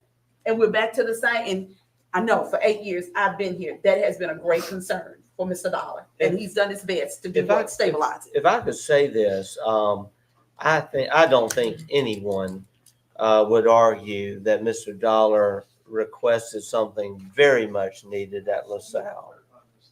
And certainly, Mr. Dollar, if you want to, but I must remind everyone, we're on a long agenda today, so we need to keep this moving.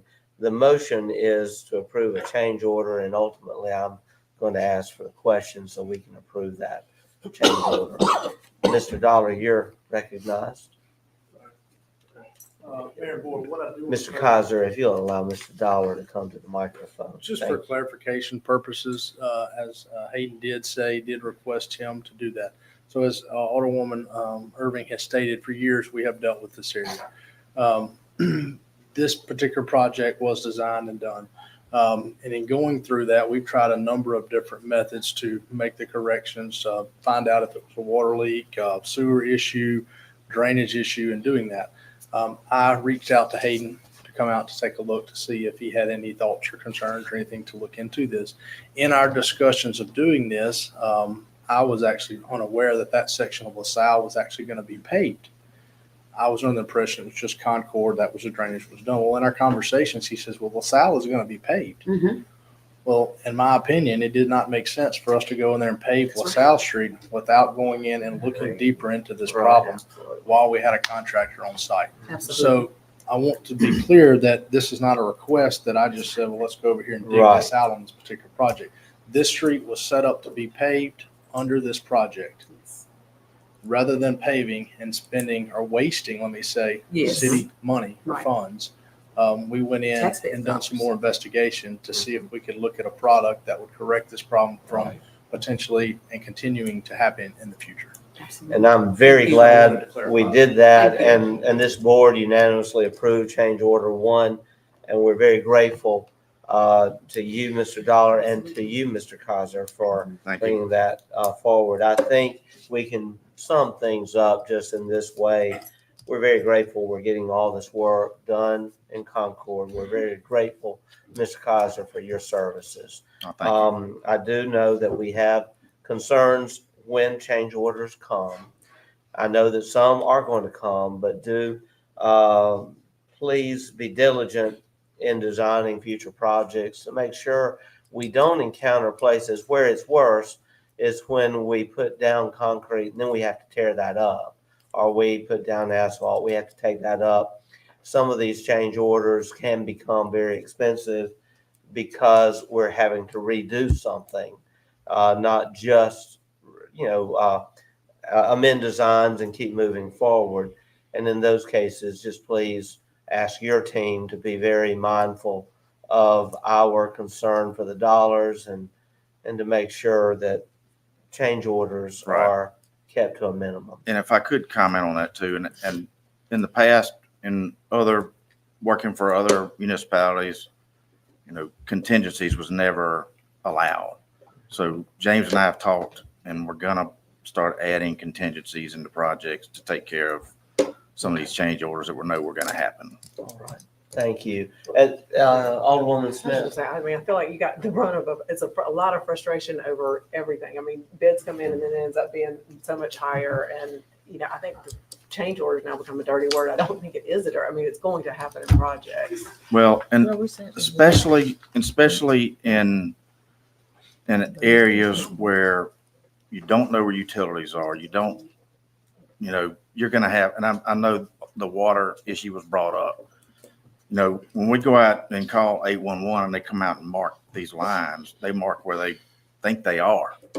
Well, especially on West Ears, there was nothing marked on any of these lines, so we had no idea where anything was. So I know there was Thank a you. Natchez Waterworks came to y'all, complained about it, but it's not our fault. Well, we haven't gotten the West Ears. All right, we're going But to anyway, now okay. call for the question on this motion for the Concord change order number 5. So Okay, we'll now proceed to a vote. All in favor of the motion indicate by saying aye. Aye. All opposed, nay. The ayes have it, motion carries. Thank you. Next item, Mr. Kaiser, will be a discussion of the change orders for West Ears Lane. Okay, so this is just change order number 1, and it's basically to add additional driveway for the same reason as Concord. And how much? That is $15,424. Mr. Mayor. All right. Yeah. And that is, I would note, the first change order on the West Ears improvements project. If you will look on the last page of your report provided by Mr. Johnston, you will see it spelled out. A removal of concrete driveways in the amount of $5,100. The addition of crushed stone, $1,650. And additional concrete for driveways, $25,000, for a total change order of $31,750. That's not correct. Yeah. I'm sorry. Mr. Mayor, Okay, you want to could see you the- provide the correct numbers? I'm just going by Mr. Johnson's report. It Can you was come to the revised. mic to say what? Would you like to Yes, have this copy? I would. And perhaps Mr. Johnson can help clarify this for us. Mr. Kaiser was out of pocket last week, and Mr. Marlowe did submit a revised change order. Oh, It did okay, not we make have it a to my revised report. change That was order. my mistake. It did Okay, not make it, but it did make it to the screen this morning. okay, if we can pull up the revised change order number 1, and we'll go all the way down, it'll be at the end. And that is a better amount, might need to come up a little, there we go. So disregard what we were just going through that's in your written report. These are the revised figures. And we see that you've decreased the amount for removing concrete driveways from 5,100 to 2,300. The additional crushed stone has increased, but additional concrete has decreased greatly. So we're looking at a total of $15,424 versus what we did have as $31,750. The actual budget, how much is in this budget? Are funds sufficient in the budget for the project No, they're not. to take care? No. All right, so what is the deficit that results? What's that? So this is actually 15,400. in addition to, so where will these funds come from?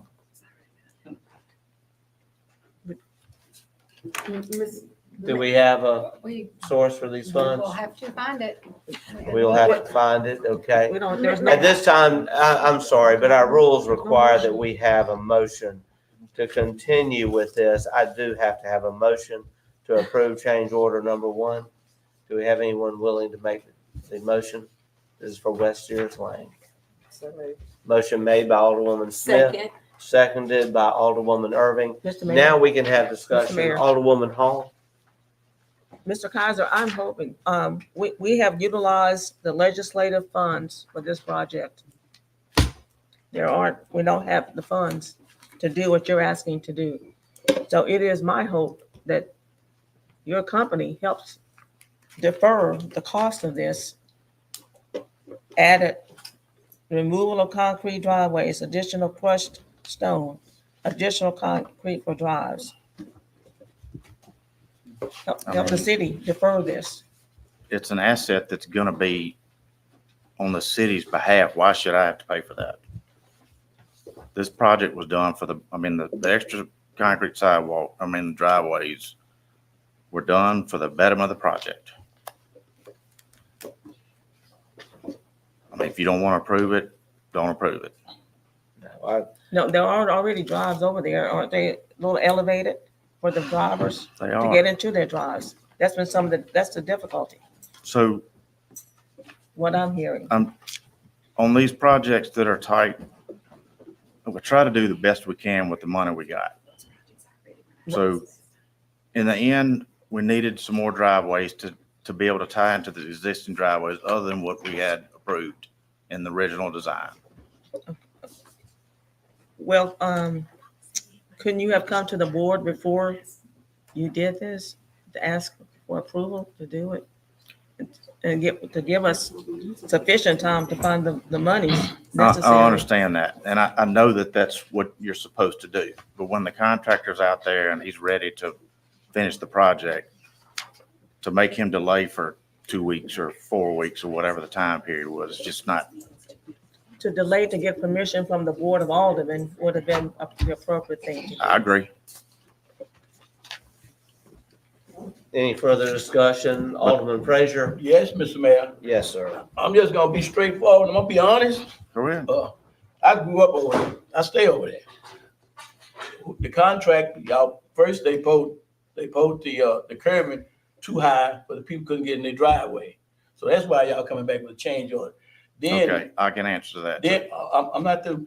Then some of the people like 548 West Hills Lane, the contractor cut the hill down, and the water meter fell in the drainage ditch. So a lot of this stuff, and I'm just gonna be honest with you, a lot of this stuff fall back on you because you're the engineer, you was the one designed this, and that's what transpired. As she said, look like we should be recouping something from you because you was the one that designed this project. Okay. Can I respond to that? Yes, sir. We can respond. Mr. Cosry. I agree. The curb came too high. So I'm asking for an additional $15,000 to make it work. If it would have been done the way it should have been, the whole road would have had to been dug up for an additional $500,000, which you don't have to do for this project. Well, it looked like you being the engineer, you should have informed us of that from the start. And I'm like I said, I'm not trying to be, but I'm just being straightforward. I'm not gonna hold back on nothing. I don't blame, I'm not asking you Like I to, say, but I'm trying that to. project over there, I go over there and look at that project, and like I say, the people's thankful for what was being done, but like I said, I think it could have been done a little better. Look like the contractor and y'all just throwing anything over there to the No, people, that's and not they true. accept it. No, it don't work like that. We are given Mr. Mayor. a certain amount of money that we try to do the best we can with the money we have. If I'd have had $1 million, we'd have done it. We'd have tore the whole road out. Alderwoman Hall? The people waited 75 years for this project. I'm grateful that I brought it to the attention of the board to get it done. It needs to be, these 3 items needed to be corrected on that project. I agree with that. Mr. Mayor, we do have money in the infrastructure. We do have infrastructure monies for this. Okay. So I will ask that whoever made the motion amend it to include monies from the infrastructure funds to approve this project. Alderwoman Smith, will you just include in your motion, the money to be taken from the city's infrastructure? We wouldn't have to, but yes, that's fine. Okay. Alderwoman Irving, the motion's been amended that the money is coming from the city's infrastructure. That's what the city clerk and I All was right. talking about. All right. At this time, I know it has not been a perfect situation, but I will say at the end of the day, a great improvement has been made in an area that was almost impossible. A very narrow area, a place where yards are so narrow, hardly room for anyone to walk, maneuver, and to be able to get this project done there is actually short of amazing. I'm grateful that it's being done. I'll call for the question. The question's been called. We'll proceed to Alderman Irving. You have to have a vote for me just to have the comments. I just want to make a comment. That's Oh, no, I mean, if you have one comment, we'll I hear do. I it. do. I just want to say thank you for working really hard, because you have to understand we've improving the quality of life for those people in that community. For years, as you just stated, you didn't have that. Now I'm speaking of Concord. I'm not going to speak to the other issue Well, we're because I talking think about both West projects Area does the same thing. When you have members that have brought you in their homes and for years they've dealt with this. This is 30 years in the making. That's West Concord Area, has Mr. been. Mayor. So I've can been you working with imagine you the for a change while. over that amount of Right. time? And so all I'm saying is this: it will improve the water, because the personal property was lower than the actual street. We're on West Sears Lane at the moment. Same thing Emotionally. there as But well. No, our But all rules, I'm saying is that we've improved the quality of life that's with right. those projects. That's my overall Okay, thank issue you. that I wanted to say. The Thank you. question has been called. We'll proceed to a vote. All in favor of the citizens. motion indicate by saying aye. Aye. All opposed, nay. The ayes have it. Motion carries. Mr. Kaiser, thank you. Thank you. Also, while you're here, I do want the board to know that you have delivered a written report that covers a first installment of your study on our bluff stabilization project. If I could have order, please. If I could have order. This is very important. The city's bluff stabilization project, which was concluded in the 1990s, a very large multi-million-dollar expenditure, very important to keeping our city bluff safe and all who utilize the bluff and under the hill and other areas safe. Has been due for an inspection. This board last year approved for Hayden Kaiser and JKS to perform this inspection over a period of time. The first installment of that report has been delivered. A very exhaustive analysis has taken place, and I thank you for that. It's a 10-page report. Overall, the condition of it is extremely good. We are so grateful that all of the money spent, all the great plans made in the 1990s has lasted, and we are so blessed to have a very stable bluff and a project that has now lasted into, 3 decades and more. There are some items, however, that we want our Public Works Department to look at that have been noted by JKS. And so, Mr. Dollar, that report is being made available to you. It's in my office with instructions to get it to you and copies to the aldermen today. Well, I thought it came from JKS. Okay, well, the note for me was it came from JKS. So that's the way things go at City Hall. So he already has it. Well, Mr. Dollar, thank you for working on it. We are making copies available to our aldermen. Those copies will be in your boxes hopefully today. We have requested that JKS provide those extra copies for us. What's that? Oh, great. And well, that's moving fast because that was a conversation I had with my administrative assistant at 10 o'clock this morning. I think without any further business for you, Mr. Kaiser, we just say thank you. Thank you. And wish you a Thank good rest of the day. Hope y'all have a great day. And thank you You for the too. progress being made on all these projects. Thank you.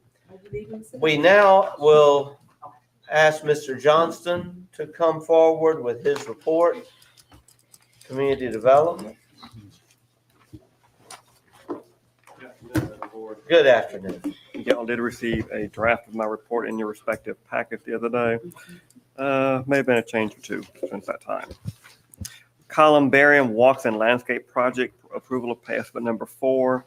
Staff in concert with landscape architect Tom Reeves is requesting approval of pay estimate number 4 totaling $20,312.10 to Dozer LLC for work performed to date.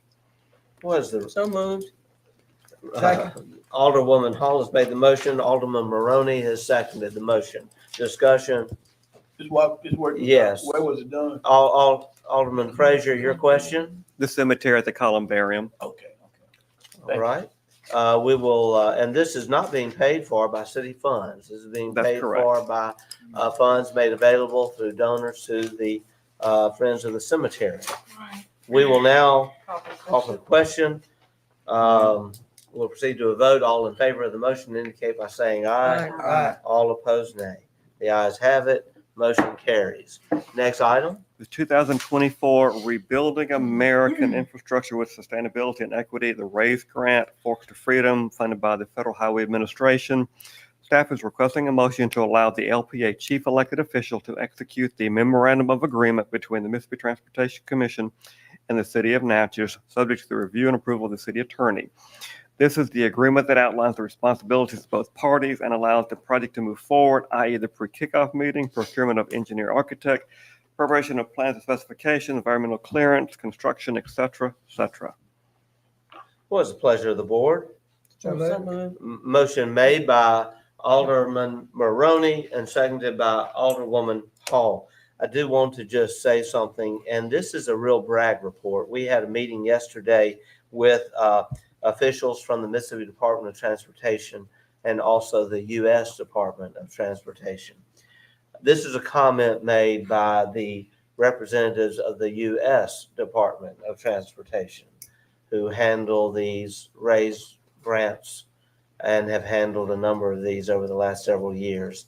They said that our city's application and where we are right now in the process is the most organized they have seen in several years. And all of that is due to a great team, especially Mr. Johnston, but also Russ Bryan and Neil Schaefer, who wrote the application, and a great team, including representatives from DNA, the historic district there.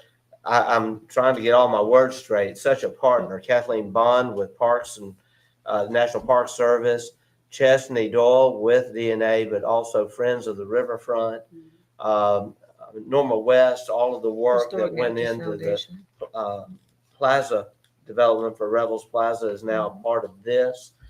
This has been a fantastic project resulting in a enormous award amount, historic for our city in so many respects. And so, Mr. Johnston, thank you. And thank you all who have made this possible.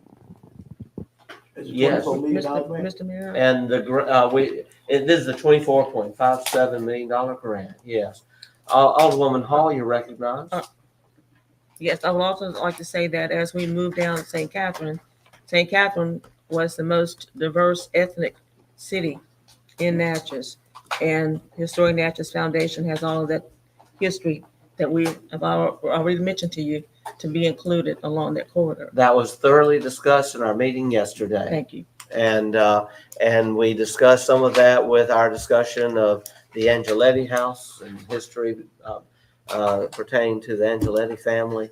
We made so many great strides just yesterday with these officials in making them aware of every aspect of this raised grant plan, and it's going to be an enormous step forward for our city. We also discussed the fact that a lot of work is going to be done downtown, improving ADA accessibility throughout our downtown area.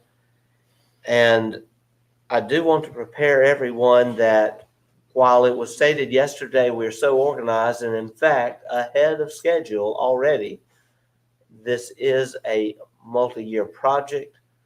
The planning stage alone will take some time, and then getting plans finally drawn, approved through all of the processes, including the Preservation Commission in areas where it's required, the Mississippi Department of Archives and History, and obviously approvals through MDOT, through USDOT. A lot of work to be done. We likely will not see construction taking place until when, Mr. Johnson? I'd say the earliest sometime in 2027. 2027, very likely, 2027. Just wanting to prepare everyone. This is a mammoth task that we are undertaking. Alderwoman Irving. Am I hearing you correctly, Mayor, that the Angeletti is included in this grant as well? For The- repairs or? No, the Angeletti House is already going to be Give us an renovated update. by grant funds. And Mr. Johnston, it's my understanding that we will very soon have a presentation on the grant that we received through Mississippi Department of Archives. I wouldn't say a and History. presentation, but yes, staff will be requesting permission to advertise for the renovations. For the renovations. The plans are That's under what I review mean. right now by Archives and History. We've already approved the budget. We are working on getting all of the approvals. Obviously, Archives and History has the final say on those. And then once that's done, we can start phase one, which will be the full restoration of the exterior. Awesome. Now, the RAISE grant it is a transportation grant. It cannot be utilized to renovate any buildings or structures, but it will be used to improve pedestrian safety, the thoroughfare all the way through St. Catherine, all the way through downtown, crosswalk safety, bike paths. It is an enormous amount of work that's covered. Yes, Alderwoman. Because that had been a concern for some of my constituents, the crosswalk, and I did bring that up when I spoke to the person with the traffic study and DNA Alliance chairperson, Ms. Chasney Doyle. That's been the concern, right where the Sprint Mart is there, that there be, and I brought that up in meetings, that hopefully that will be considered. If you look at the RAISE grant map, it includes all of that area. Okay.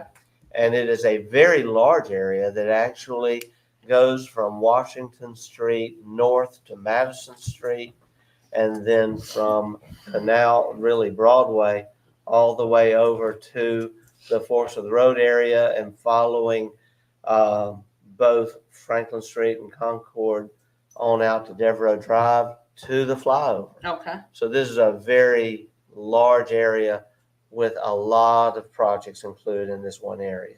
It will be transformative for Natchez. Very. Yes, Alderman Frazier. For historical purpose, that in that grant, is it anywhere in that way you can purchase property for historical purpose, or do you know? No, sir. This is only for transportation-related issues and the footprint that we've just described. But certainly, if there are areas, I know we have some historic buildings right there, and for example, in the MLK Triangle, and we actually have already had one individual step forward offering to buy some of these buildings and gift them to the city of Natchez or any other authority to make available funds through grants for their restoration. That's exciting. If any of these property owners in the MLK Triangle were interested, we do have a donor who is interested in helping with that. But there are specific grant programs, and this was discussed yesterday, specific grant programs for properties, buildings, historic sites, but those are not included in this. This is strictly for transportation related improvements. Do you know how they would apply for those specific grant programs? Because I'm The thinking in mind historic the Banks Natchez, House, the yes. Banks House. I'm sorry, what now? I said I had in mind the Banks House when you said specific. The grant Historic program. Natchez Foundation helps with applications quite often, the city of Natchez, but the grants are generally only allowed for nonprofits and preferably for public entities. It is much easier for the city of Natchez to get a grant or the DNA because they are a municipal organization to get a grant than it is for anyone else. I have not seen any grants for just private homeowners other than the grants that we're aware of through the SNAP program and similar programs for those who qualify as low income. I wasn't even referring to any of that, Mayor. Okay. The Banks House is gonna be open for tours. So Yes, and it is owned by a church, and they have already received a grant for restoring Bethel Church, and they definitely are eligible for grants to restore the Dr. John Banks House. yes, that's what I'm referring to. That's correct. Call the question. All right, the question has been called. We'll proceed to a vote. All in favor of the motion indicate by saying aye. Aye. Aye. All opposed, nay. The ayes have it. Motion carries. Thank you. Next item, Mr. Johnson. Silver Street retaining wall preservation and stabilization, monies from the Delta Regional Authority. Staff is requesting permission to advertise this capital improvement project, subject to the review and approval of the Mississippi Department of Archives and History and Natchez Preservation Commission. So moved. Motion Second. made by Alderwoman Smith, seconded by Alderwoman Hall. I don't think this needs any further discussion. We're ready to get that retaining wall restored. It's very important for the safety of that very steep hill that comes down Silver Street and making sure that bus traffic and other traffic is kept safe. Call to the question. The question's been called. We'll proceed to a vote. All in favor of the motion indicate by saying aye. Aye. All opposed, nay. The ayes have it. Motion carries. Funds are being made available through a grant that has been obtained through the Delta Regional Authority. Next item. Memorandum of Understanding between the Board of Aldermen and the Mayor. Morgantown Road Drainage and Road Reconstruction Project. That's from the Mississippi Municipality and County Water Improvement Program. Staff is requesting a motion to approve an MOU between the Natchez Board of Aldermen as the designee to accept Federal American Rescue Plan Act money, Section 602, 603 of the Social Security Act as amended by Section 9901 of the American Rescue Plan of 2021, and the mayor, who is tasked with overseeing the day-to-day operations of the city, including but not limited to utilities, specifically drinking water, wastewater, and stormwater projects, and the parties agree to obligate its ARPA funds to designate for the purpose set forth in this agreement between DEQ and the city of Natchez. The amount of local ARPA funds being obligated for this project totals $905,472.24. And this was presented at a previous board meeting, and this obligates monies not only for Morgantown Road, but should monies still be available for another drainage project, since based on our study performed a couple of years ago, we may have another drainage project that we can use these monies for. So moved. Second. Motion made by Alderman Davis and seconded by Alderwoman Hall. Discussion. We'll proceed to call for the question. Called. We'll proceed to a vote. All in favor of the motion indicate by saying aye. Aye. All opposed, nay. The ayes have it. Motion carries. I do have a question before we move on. Yes. When will we have a groundbreaking? We're not going to start Morgantown Road without a groundbreaking. That's fine. Right now, we're still in the contract stage. I know that after a little bit of a glitch from last week, that the contracts have been FedExed from Dozer here to IMS in Jackson. Hopefully, I'll have that for you to sign. If not today, it'll be on your desk on Monday for All right. signature. Hopefully, within 2 weeks, we will have something to turn dirt on. Okay, wonderful. Thank you, Mr. Johnson. Next. But I do want to add on this one as well, and I know I said a lot of legalese and gobbledygook and the like, but if the board members recall, we have to really obligate monies. DEQ is requiring us to obligate the ARPA monies by 8/31, whereas the federal government is requiring us to obligate our ARPA monies by 12/31. So I think there'll be another request coming before the board with Ms. McKenzie and myself to obligate our monies as well as the board looks to work on the FY25 budget. But this is all being brought down by the federal government. So you say 12. All right. Alderman, you said. to be obligated, not Okay. extended, but obligated, yes. All right, thank you so much. All right, next item. Phase 2 environmental site assessment for International Paper, parcel number 2, and that's from our 2021 Brownsville Coalition Assessment Grant. Staff in concert with PPM Consultants is requesting a motion to proceed with a Phase 2 environmental site assessment. The former IP at a cost not exceeding $68,500. Work will consist of, and you see as listed, 5 soil borings, advanced sampled 2 soil samples collected for each boring and converted into temporary wells, groundwater samples collected from each temporary well, soil and groundwater samples analyzed, and the report including all field activities, results, and conclusions for DEQ and EPA to review. Pleasure of the board. So moved. Motion made by Alderwoman Hall, seconded by Alderman Davis. Mr. Mayor, Yes, Alderwoman Hall. I did speak with Mr. Johnston about this, as IP is county property, Yeah. but he did say this is a joint project between the city, the county, and I think Four Natchez. Yes, ma'am. That's right. Thank It you is so a much. coalition grant, yes. And that is what our grant has been for. And we have exciting news. I mean, whenever we're doing work of this nature, this is why we got the grant, is because large economic development projects cannot come to a site without that environmental study being made. And so without revealing any more detail, just connect the dots on what I just said. And just think about it. We're doing a major environmental study on the IP site. That's great news, That is great. if you think that on through. Mhm. Any further discussion? Call the question. There are so many things I wish I could shout from the mountaintops, because every day I get a text, more jobs, more jobs. Well, I want everyone to know, I don't think anybody's ever worked harder to get more jobs in Natchez than this administration. And I can't wait to make the announcements, but we can't make that announcement today.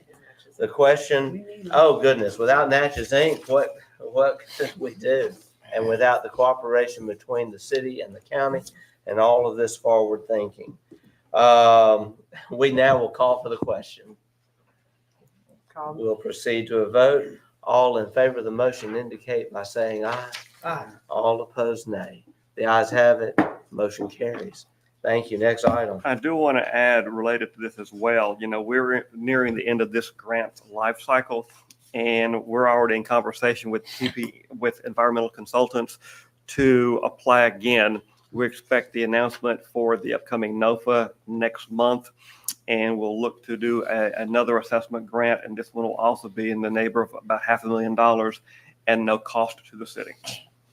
What is the pleasure of the board? Oh, no, that's not a We motion. just voted. That's Oh, just an okay. FYI. I'm sorry. We're getting some reports that we have some, I'm just having to take care of 2 things. at Oh, once. okay. Please continue. Commerce Street sidewalk and ADA improvements, monies from the state DOT. At the request of DOT's Contract Services Division, staff is requesting a motion to allow Dan Gibson as mayor of the city of Natchez to sign any and all documents pertaining to the city's sidewalk improvement on Commerce Street from Main to Franklin. So moved. Second. Okay, motion made by Alderwoman Hall, seconded by Alderman Maroney. We'll have discussion. I do have a question. When will work begin? A couple of weeks. Okay, we'll have a groundbreaking. Sure. Yeah, we've worked too hard, folks. We're going to have a groundbreaking. Well, it's nice, but it's nice to do it before, when we're showing the progress. Otherwise, people think that we're just around here wasting their taxpayer dollars and our time. And I want them to know we're hard at it. We'll call for the question. The question's been called. We'll proceed to a vote. All in favor of the motion indicate by saying aye. Aye. All opposed, nay. The ayes have it. Motion carries. Again, grant funds made available to us by MDOT. We are so grateful for that. Next item.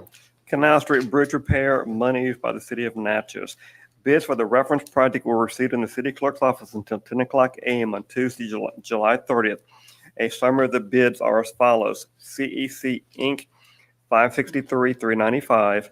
Dozer LLC, $630,847.50, and Century Construction Group LLC, $636.30. State law requires a non-resident bidder to include a copy of his resident state's current law pertaining to such state's treatment of non-resident contractors with their bid. Any bid submitted by a non-resident contractor which does not include the non-resident contractor's current state law shall be rejected and not considered. CEC Inc. of Louisiana did not include a copy of its residents' state's current bid law pertaining to such state's treatment of non-resident contractors with their bid. Staff, in concurrence with the city attorney Lazarus, is requesting a motion to reject the bid of CEC Inc. This is something that's been very disappointing to us. Before we I go make a any motion, further, Mr. Mayor. we do need a I motion. move. A motion made by Alderwoman Hall, Second. seconded by Alderwoman Irving. Now we'll have discussion. Alderman Smith, you just asked a very good I was question. just, I mean, this is not a little difference. That is correct. $5,000, this is almost $100,000. Absolutely. And there has been a lot of discussion between the Attorney General's office and Mr. Lazarus and state aid and others. I mean, this did not just happen overnight. We have had a lot of discussion. So we're forced to accept the business hire. Was this, excuse me, Alderman Frazier. was this company informed of this? They haven't been yet because I haven't gone before the board yet. They are aware of an issue, yes, sir. But They there has already been no know formal about it, action taken because it's and coming they before failed the to board submit now, The paperwork. sir. They failed to submit the paperwork. That They is know about correct. it, but they just didn't. They did not submit. They submitted what is referred to as a reciprocity agreement. But that is not what was asked for or required by law, not reciprocity, but as far as their bid law. What I'm And- simply saying, was they fully aware of the requirements? It is in our legal notice. Yes, sir. It is a paragraph upon itself we include in all our legal notices. Okay. The real challenge here, and we've been working, Mr. Johnson, I know you've spent a lot of time, and I've been on the phone with the Office of State Aid, Harry Lee James. I mean, we were expecting this to even be more than this. We were. So, I mean, that's the good news. The bad news, when you get something this much lower. But we have basically two options. Go with it and get these repairs underway, or incur another delay of, I'd like to add to that, Mayor. yes. We're within our allocated funds, and I believe we don't have the authority to just reject. There you go. We can't. So that answers the question. We can't rebid. Don't have we are within our allocation. We're And just within the because- allocation we're legally. within the law. If we were to rebid, Dozier could have a legal, could. legal cause against us. But the other thing, the point I was going to make is we've been waiting on this for so long. And, gosh, we've been dealing with this since last Christmas. It's time to get this underway. And keep in mind, there's no guarantee you to get a better bid or not. Exactly. You just That's have a right. delay involved. They're going to know. Alderman Frazier? We need this done. I understand we need this done, but I'm kind of concerned. Dozier, and as I look at every time I look on paperwork, Dozier always getting the bid. But I'm kind of concerned that they're gonna be stretched out too far in order to get to this. So they got a lot of projects going on. Well, I'm sure they manage their labor force, like any other business does. I mean, they're actually waiting on a decision from the city of Natchez whether they're going to bid on another project so they don't get too thin. So, I mean, they'll be able to manage, their load. I mean, does it happen to some contractors? It probably does, but there has been some conversations, but that's it. Again, no formal action until now. Let me ask you, and I might be far-fetched. Well, how many projects do they have with the city? This will be with the city, the second one that I'm aware of. Because like I said, I know. The other one is Morgantown we got a Road. Major project, they probably own it, and I'm just concerned they take on too many projects and they won't be able to get to it in a timely manner. Okay. Well, but I mean, there is a stipulated number of days, for this project. So, I mean, once they sign their contract, they have that amount of time to complete the work. And if they do not, they'll incur liquidated damages. I yield the floor, Mr. Mayor. Thank you, Alderman Fraser. We'll call, Alderwoman Irving. I was just gonna say for future references, and I heard what you said when we advertised for them, and that's for any other contractor or corporation that want to bid, for future reference. Anyone is welcome to bid, as long as they meet the requirements of the bid specifications and various I contracting understand the laws. law, and I want to be within the law. I don't ever want to do anything outside. But, and I do understand reciprocity. I understand that process. So, again, I just want to make it whereas we are doing our part to make everyone welcome to the bids and have all the information that's needed. This is like the second time because when attorney, and it's not with this company, but I'm just saying this has happened before. And we had attorney Latham, and then we had to go back and rebid it out because possibly not aware. But in this case, you said that they are, but just for future business, we want that to be, whereas they submit the right information. Again, it wasn't our legal notice and it's the responsibility of the contractor to review, the contract plans and the contract manual and our legal notice, which does appear in the newspaper and on central bidding and on MTAP. I'd like to call for the question. Because I do agree, that's right at $100,000. Okay, That the question's been called. If we can proceed to a vote. All in favor of the motion indicate by saying aye. Aye. All opposed, nay.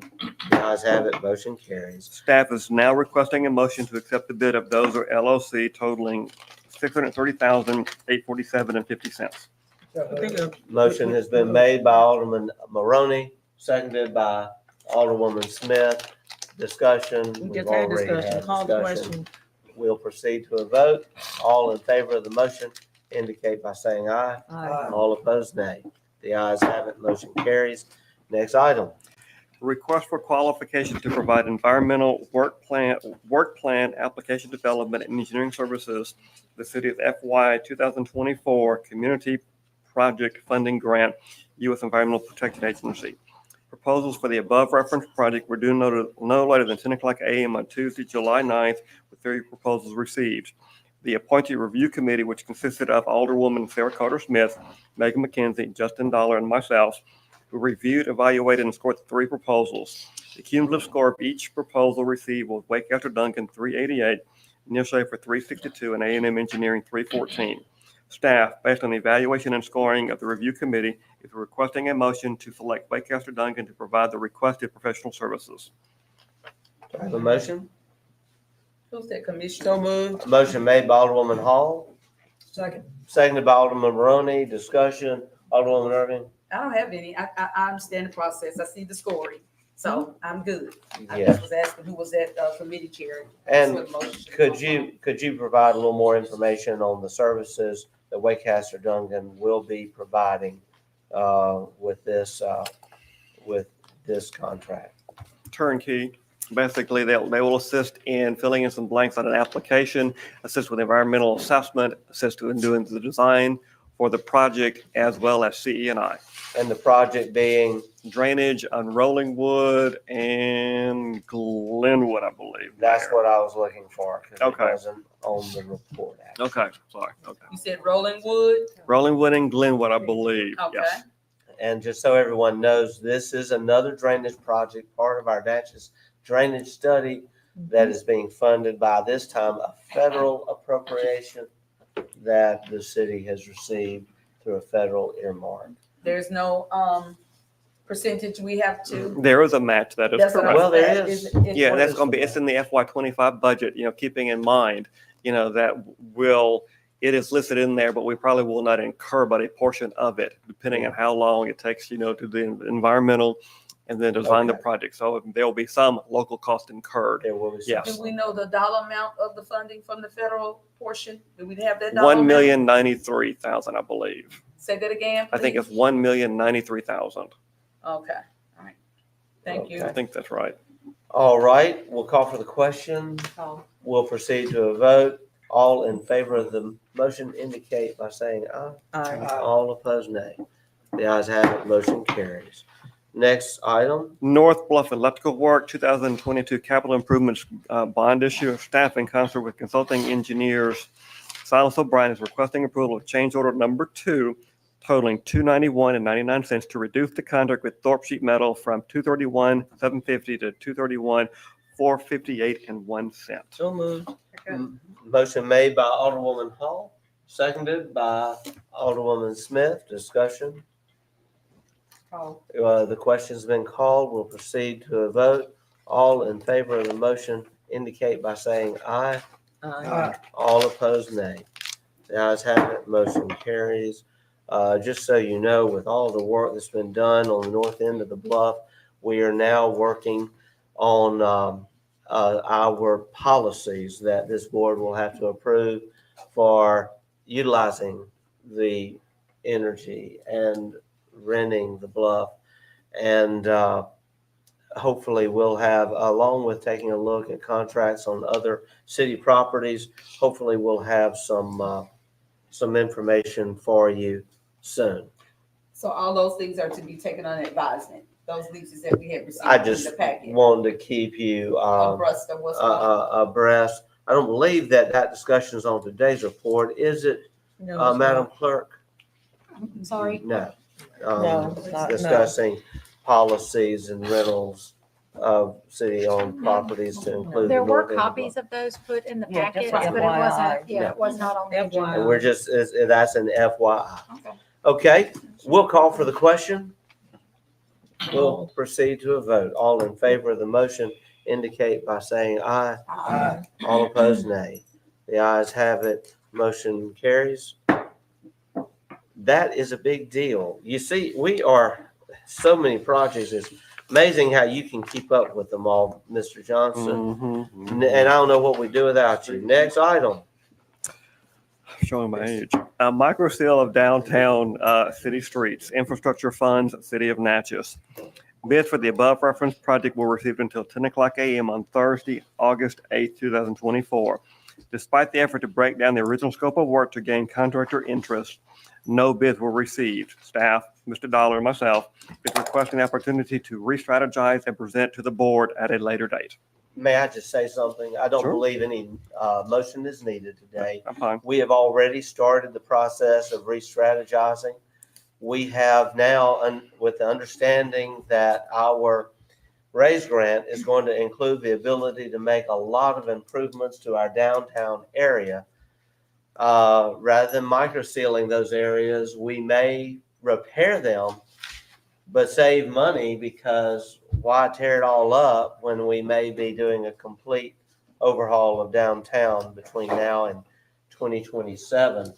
But I would like to, encourage us to think outside the box. There are other methods of repairing asphalt that are proven, they're state of the art. We are looking into one of those right now. It is called infrared technology. It is being done in Arkansas. It's being done in Louisiana. We have companies wanting to do that here. It's very interesting. We are going to be making a PowerPoint available to the aldermen to look at that. We'll be having more discussions on that. But also, with the money set aside for this microseal project, we may have an opportunity to do some other things with regard to improving Homachita and Canal Street, which really need improving.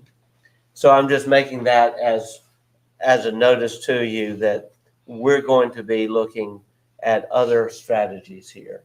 Alderwoman Irving? I just want to know, would that include, like, give an example to explain the situation. We have right here in front of City Hall, right there at the corner. There's a dip there. When we get down on State Street, pretty much the same thing. Yeah. Would that be taken care of with the raise grant, since it's a transportation grant as well? Our raise grant includes in improving pedestrian safety downtown. That may involve some adjustments and reconfigurations of various sidewalks at intersections. In those cases, that will bring about a possibility for improving the street, because street grade to sidewalk grades could change. In the meantime, however, we know we've got areas such as the dip you just mentioned. I walked across it this morning, that need to be addressed. And we're very interested in looking at a way to go ahead and make those repairs without a complete micro sealing at this time. Because it would be a shame to micro seal so many streets downtown, only then to find out that those streets are eligible for resurfacing through our raise grant. That's a good question. Yes, Alderwoman Just Smith. A reminder, what is the lifespan, Justin, about of a micro seal? Well, a micro seal is designed to put over a. Go to the mic. an asphalt surface there. Can you go to the mic, please? Thank you, Mr. Dollar, if you'll come to the mic. So with a micro seal, a micro seal is basically a seal coat that is utilized to preserve a asphalt surface that is in good shape. And you're actually gaining years by doing that. But you could expect a few more years normally. Just a few more, right? Normally by doing that. Right. But that was its designed and intended purpose. Thank you. Thank you so much. So no action needed. I think this almost concludes Mr. Johnson's Am report. I being rushed? You have one more item. You're wearing us out. The change order's already We've been already approved, done the change. but you have one more item. I have one more item, yes. No, I have one more item that you may not know about. Oh, okay. Why don't you go to your next item Okay. and then I'll go to mine. Fair enough. Repair resurfacing of exhibit hall partition wall, Natchez Convention Center, 2022 Convention Center Complex bond. Staff in concert with consulting architect Waycaster Dungan is requesting a motion to seek quote bids to repair, resurface, and provide general maintenance on the existing partition walls, approximately 9,400 square feet of surface area, double-sided in the exhibit hall. Motion? So moved. Alderwoman Smith has made the motion. Alderwoman Irving has seconded. This is part of our renovation of the convention center that's already started. So obviously, they are already now seeking quotes for redoing the exhibit hall walls. This is great progress being made very quickly. Well, bid package one is moving along awfully quickly. They'll be finished with it probably next week. Oh, wow, that's amazing. And that's the full, complete renovation of an 18,000 square foot Oh, they've been blowing and going. exhibit hall. That's That's amazing. awesome. Alderman, we have gotten a motion. We're in discussion. Alderman Maroney? Are these the movable partition walls? Okay. Yes, Alderwoman Irving? As we finish this, can we move up to our budget? If not, move up on the agendas. I'm gonna have to leave. And Certainly, there is some concerns that I have, but I am gonna have to leave. certainly. We have a very lengthy We'll meeting. be happy to do that. Okay. All right. We'll move into a vote. All in favor of the motion indicate by saying aye. Aye. All opposed, nay. The ayes have it. Motion carries.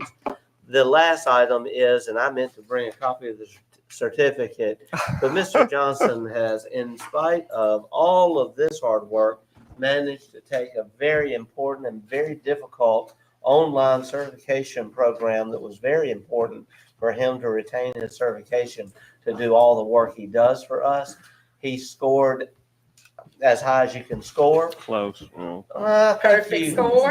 Oh, Not no. quite. Close. Perfect. It's like making a 33.5 on the ACT, okay? Okay, gotcha. And so, Mr. Johnson, we will make sure everyone gets copies of that certification, but thank you Sure. and congratulations. Congratulations. Thank And it was even mentioned in the meeting yesterday, MDOT and USDOT knew everything we were talking about with regard to that program.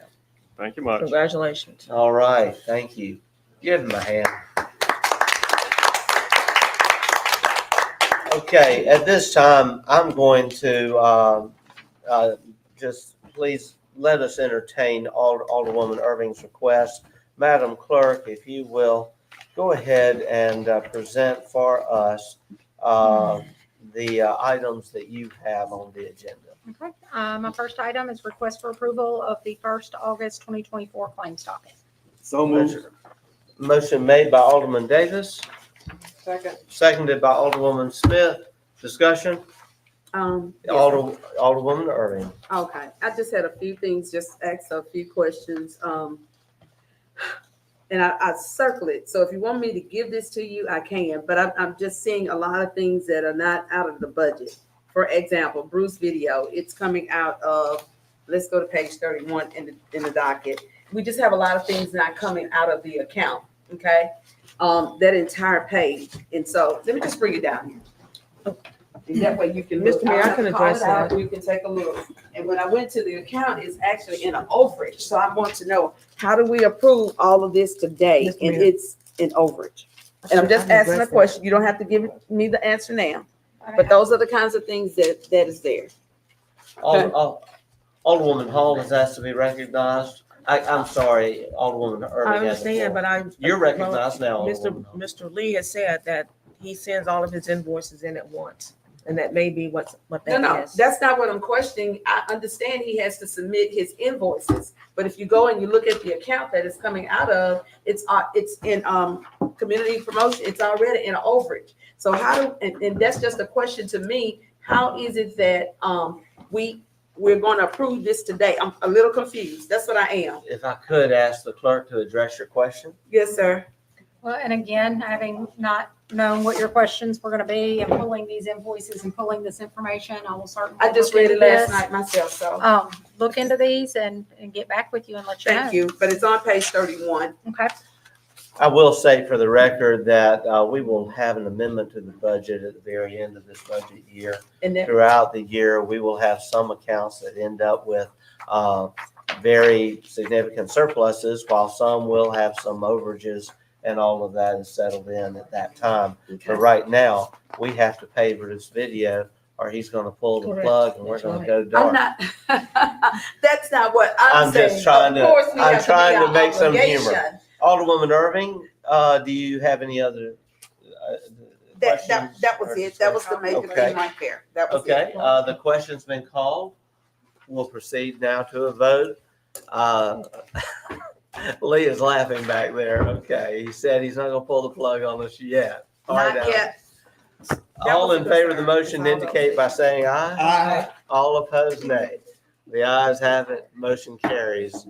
Thank you. Next item, Madam Clerk. Next item is request for approval of the 1st August 2024 mini claims docket. So move. Motion made by Alderwoman Irving, seconded by Alderman Davis. Yes. Discussion, Mr. Mayor, Alderwoman Hall. yes, I've already discussed with the city clerk. Under Fund 126344665, the energy bill to the softball complex. This is school board property. And I don't think we are paying school board utility bills. Have we identified So that? Ms. McKenzie did say in the past, this had been done. This is the first time it has been identified as a softball complex. Well, that certainly So we need must to be address that. corrected. I It has would to be ask that we corrected. go back in time, Right. and capture those expenditures and Yes. produce a letter to the school board. Right, so we are reaching out to Entergy to get them to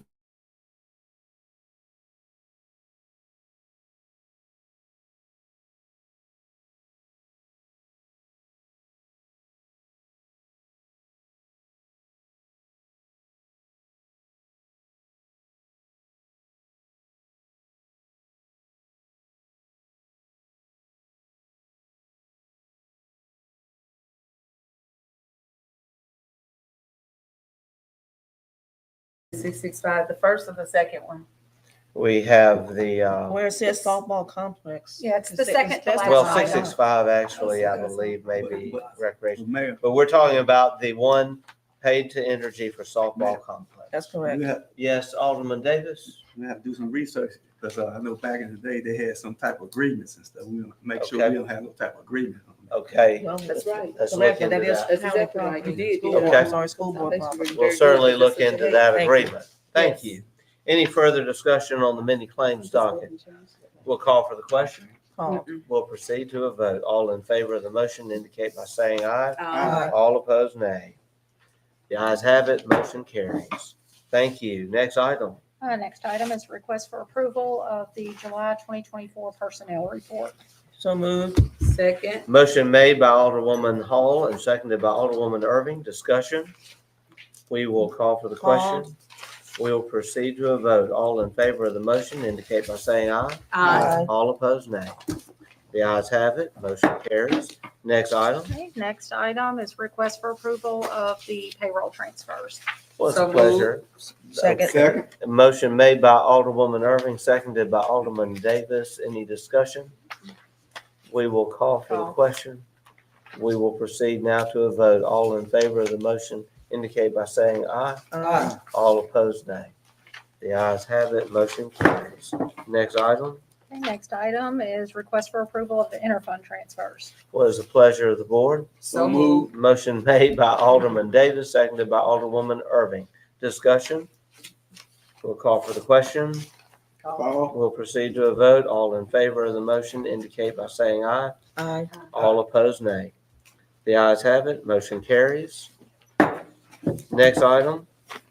Next item is a request for approval for the alderman and mayor to travel to attend the Small Town Conference in Vicksburg, October 9th through the 10th. So moved. Motion made by Alderwoman Irving, seconded by Alderman Davis. Discussion?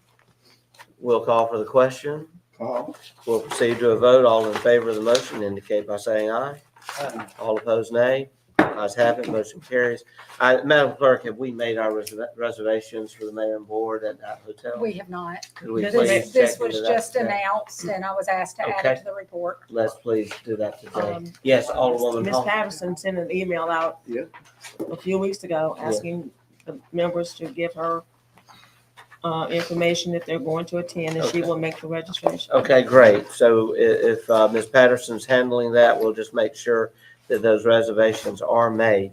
I do want to ask for a motion. It has come to my attention, thank you, that it has been approved for me to go to the workforce development conference being held in Jackson next week. However, it was not approved for me on the day before that to go to a meeting of the Mississippi River Commission being held in Lake Village, Arkansas on Wednesday. And I don't believe the Lake Village, Arkansas trip, it is a meeting that takes place at 9 a.m. on Wednesday. Next week, that would be the 20, and I need to make sure I have a 21st. motion to attend that as well. And next Friday's the 23rd. It'll be the 21st. Mhm. I'll then leave that to go to Jackson for the Workforce Development Conference that afternoon and be there for that evening, and then the 22nd, returning the evening of the 22nd to Natchez. So moved. Second. Motion made by Alderman Davis, seconded by Alderwoman Irving. Discussion? We'll call for the question. We'll proceed to a vote. All in favor of the motion indicate by saying aye. Aye. All opposed, nay. The ayes have it. Motion carries. That is a meeting hosted by the U.S. Army Corps of Engineers, and I have been advised that this is a very important meeting, and I need to be there, so I'm going to be there. Budget status report. We'll have you report on that, Madam Clerk. That was just in there for the review. We provide it every month, so it's just if y'all have any questions for me on that, I can try to answer them or make notes and get back with you. And then additionally for review, I've included a draft of the proposed new employee handbook. Was hoping that at the next board meeting, we could request for the adoption of that. Did get word back from the attorney at Phelps Dunbar, who handles all of our labor law and employment stuff. He is reviewing this for us and going to come back to me with any comment, but he said that it looks like it will be the week of August 26th before he can get back with me just because of his schedule. So we're looking probably at the first September meeting before we could move forward with adopting that. Well, good. All right. That'd be my question. I have one other question, if I may, Mayor. Yes, Alderwoman Irving. Have we received our internet sales tax yet? We have not received the second payment. We received a payment I already? think we have received the first payment, but I will double check. Okay. And- Because we usually receive the first one in July. Okay. So it could be that, it was late, the Do you end know of the July amount coming that we in. received? Again, off the top of my head, I want to say, I don't even want to misspeak on it. Because I know it should increase each year that we're receiving it, and I know we over. Actually, what we received last year is the 100%. Okay. So was a step up from the beginning. I think it was like 25% and 50%, Yes. 75. Yes. Last year, we reached our 100%, and that's what it'll maintain. Okay. And it's usually a 50-50 split on the two payments. Okay. Um, So But then I'll get again, with you I'll so double that we check will- to see if it came in, and it could be that it came in and had just not been posted when these were printed.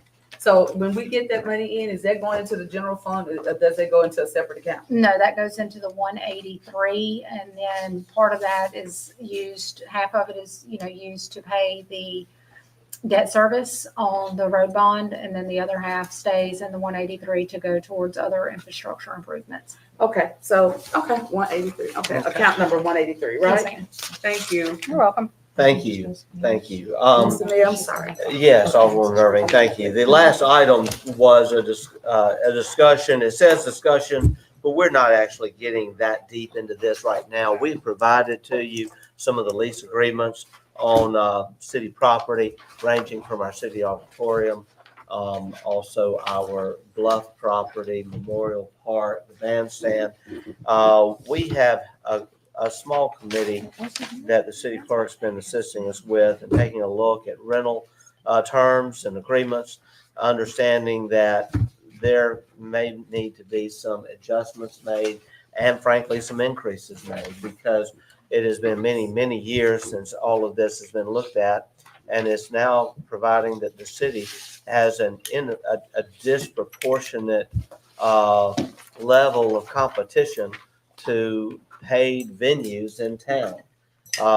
And it is creating a very unfair situation because the fees, frankly, for city property just so cheap.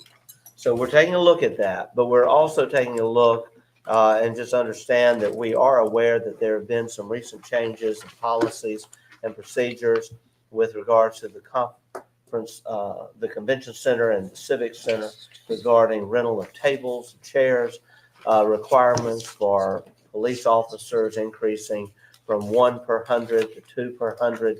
We are looking at those as well because the convention center has begun already imposing those changes, but we did believe some conversation was necessary on those changes before we go much further. So know that that is going on, and we will probably have more information and want to discuss more specifics with you at the next meeting.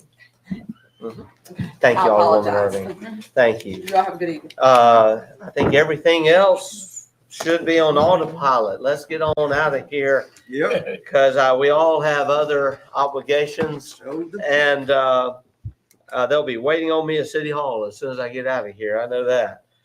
Mr. Dollar, you're recognized.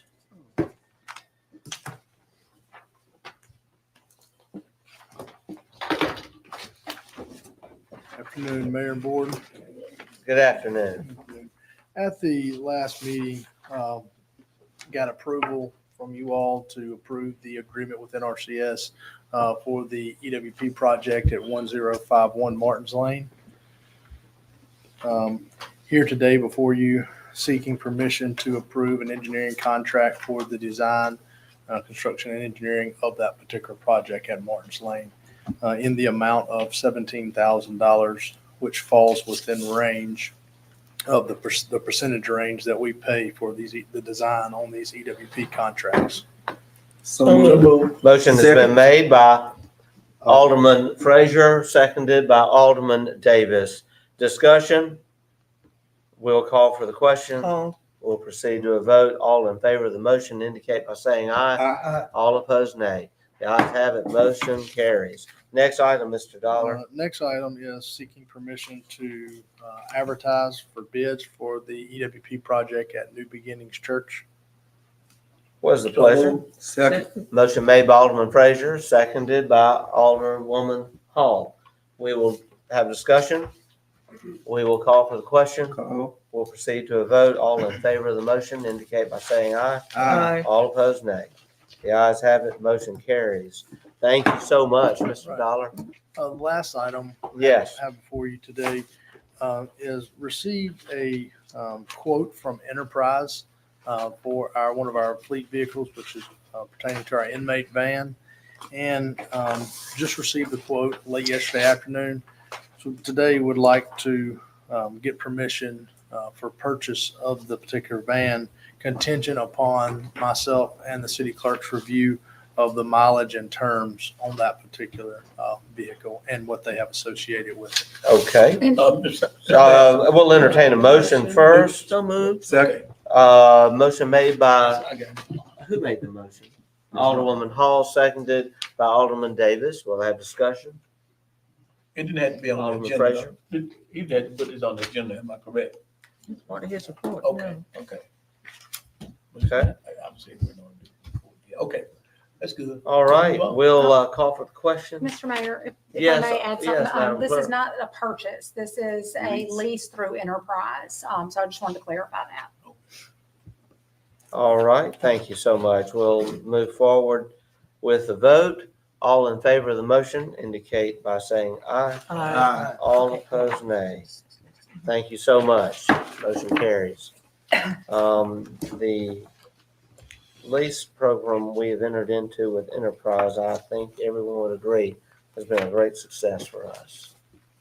Mr. Dollar, does that conclude That's all for me. your Thank items? you all. Thank you so much. And we are so excited to have these EWP projects moving forward. We now will ask Mr. Porter to please come forward. Good afternoon, Mayor, Board of Aldermen and women. Afternoon. First item I have for you is request for approval to, well, let me back up. First of all, I apologize for slipping this in last minute. There was some confusion as to what needs approval and what may or may not. I tend to lend to asking for approval rather than permission. Rather than forgiveness. So first, request for approval to accept estimate to add automated irrigation controllers to the Duncan Park ball field. I have received two estimates in case you don't have that in front of you. One's by Upton's Lawn and Garden Landscape, consists of 16 solenoid valves to replace the current manually operated ball valves, 3 Wi-Fi compatible controllers, 105 feet of wire and conduit, and 3 weatherproof boxes with locking mechanisms to keep everything secure. It comes to the amount of $8,600. Also reached out to Roberto Alvarez, actually Pedro, one of his assistants, and he came up with something that was very similar, but it was $8,890. First of all, I'd like to say that I can't imagine why we would spend $75,000 on sodding and irrigating 3 baseball fields and not automate that irrigation. That's right. If you can recall, this project happened last, middle of May. It was my second week on the job, the beginning of a 2.5-month historic drought. Yes. The amount of man hours that it required to keep that grass alive was absolutely absurd. Yes. So this is something we could literally program it and have it run itself. Second point on that, if you know anything about landscaping, indoor irrigation, or gardening for that matter, there's certain times of day that it's more optimal to water. If you water during the heat of the day, you're actually doing more damage than you are good. Plants don't like to go to bed with wet feet, so it's not ideal to water at night. So yeah, it does rain at night, but that's Mother Nature doing her thing. Best watering times are early in the morning. So I would like to program this system to run from 4:30 to even 7:30 in the morning, because we only have 6 zones per field. I can only run 1 head per time, or 1 zone per time, for 45 minutes to an hour and a half. So do the math. Hour and a half times 6, that's how many hours it takes to adequately water the fields. That's all I have to Mr. say. Mayor. Excellent report. Alderwoman I Hall? move that Upton's Lawn and Landscape be approved for this project. Second. Motion made by Alderwoman Hall and seconded by Alderman Maroney. Any discussion? Yes, Mr. Mayor. Yes, Alderwoman Hall. Mr. Porter, when will the sewer problem be addressed at the 3rd ball field? The sewer problem, I've also got an estimate to repair the water line there. We can't have proper sewage drainage until the water is repaired, and that comes in under the $5,000 threshold. So, and we do have that in budget as well. So that will be a project that's running at the same time as this irrigation. Thank you. project. Thank you very much. Thank you. And thank you, Mr. Porter. We just always want to make sure our city clerk's on top of any expenditures, especially this time in the budget season. I can't believe it. We're almost to the new budget. But thank you for all the work you've done and for keeping that grass alive last year. It'll be great to see the computer doing the Still work for looking you. good. won't it?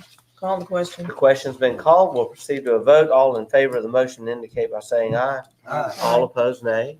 The ayes have it. Motion carries. Next item. Next item, I do see a typo there. It's going to be the 2024 NRPA conference. So staff requests approval to travel to Atlanta, Georgia to attend the 2024 National Parks and Recreation Association Annual Conference on October 8th through the 10th, 2024. So moved. Second. Motion made by Alderwoman Hall, seconded by Alderman Davis. Discussion. Call for the question. Hall. We'll proceed to a vote. All in favor of the motion indicate by saying aye. Aye. All opposed, nay. The ayes have it. Motion carries.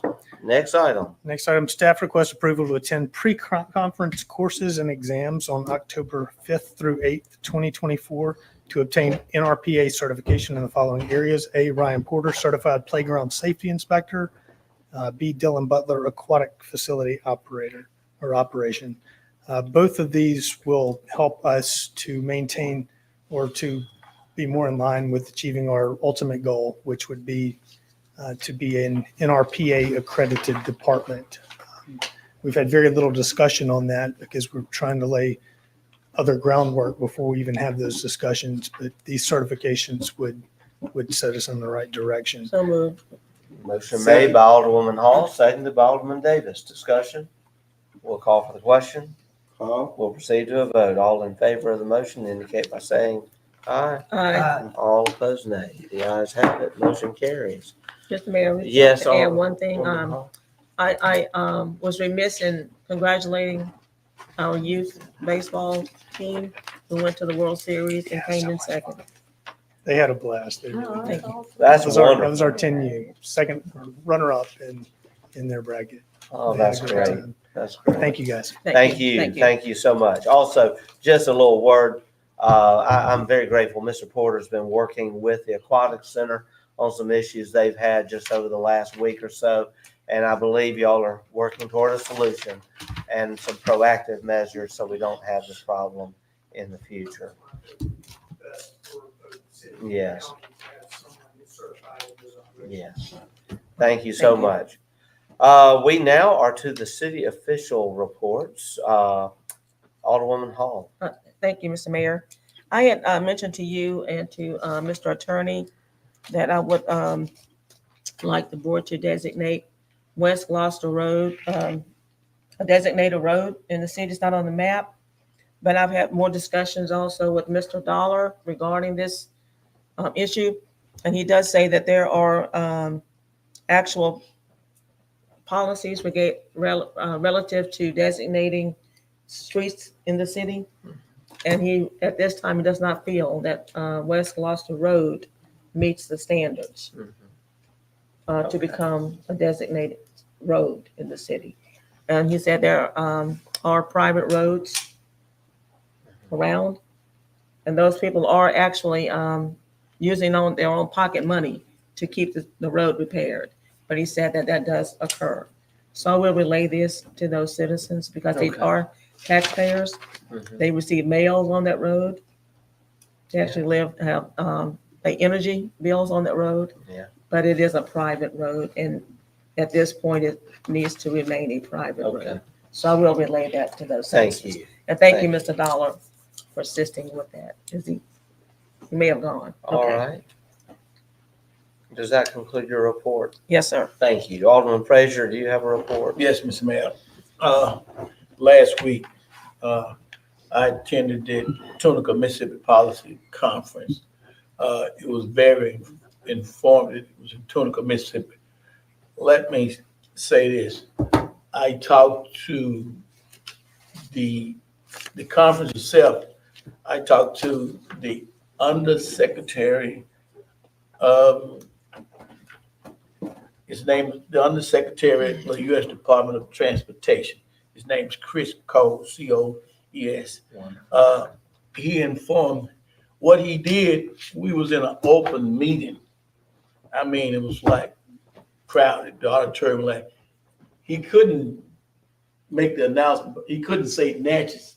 And the people in the audience tried to tell him it's Natchez, but he was saying it another way. And I kept on, everybody said, it's Natchez, Natchez. So what he did, he made the announcement that the U.S. Department of Transportation had awarded the city of Natchez one of the largest grants in the country.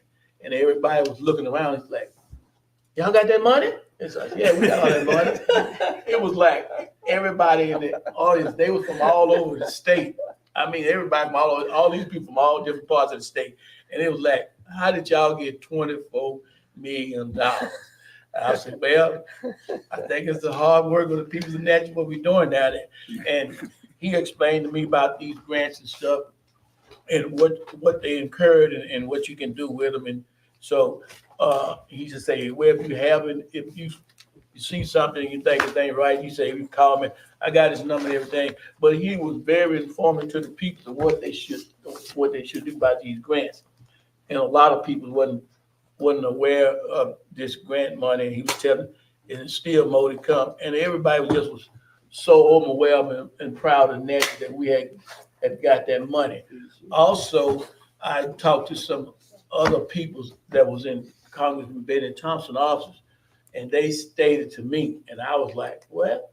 They said Natchez is more, people in Adams County are more active than anybody in the state. I was like, wait a minute, what do you mean?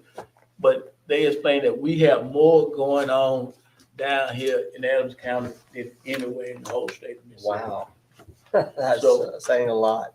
You know, like I say, we might argue, fuss and fight and bicker, but we still trying to get things done down here for the betterment of the people in the city of Adams County. So like I said, that conference was like I said, very, very informative. It was about transportation, housing, and what you can do. And also he expressed how when we start getting this money, how this money can be spent on different areas and what it incurred. The reason why I asked you about can this money be spent on public housing, on private property. Yeah. That was one of my questions because, and he also stated that the paperwork for the $24 million is still in work. We're trying to get it signed and everything else. So, Mr. Mayor, again, kudos to Natchez, kudos to the Board of Aldermen, and kudos to matter of fact, let me shout out to also, I wasn't the only one that was Supervisor Ricky Gray, Angela Hutchinson. They was all in, and matter of fact, Supervisor Gray, he was taping everything. So, like I say, Adams County is on the road. All right.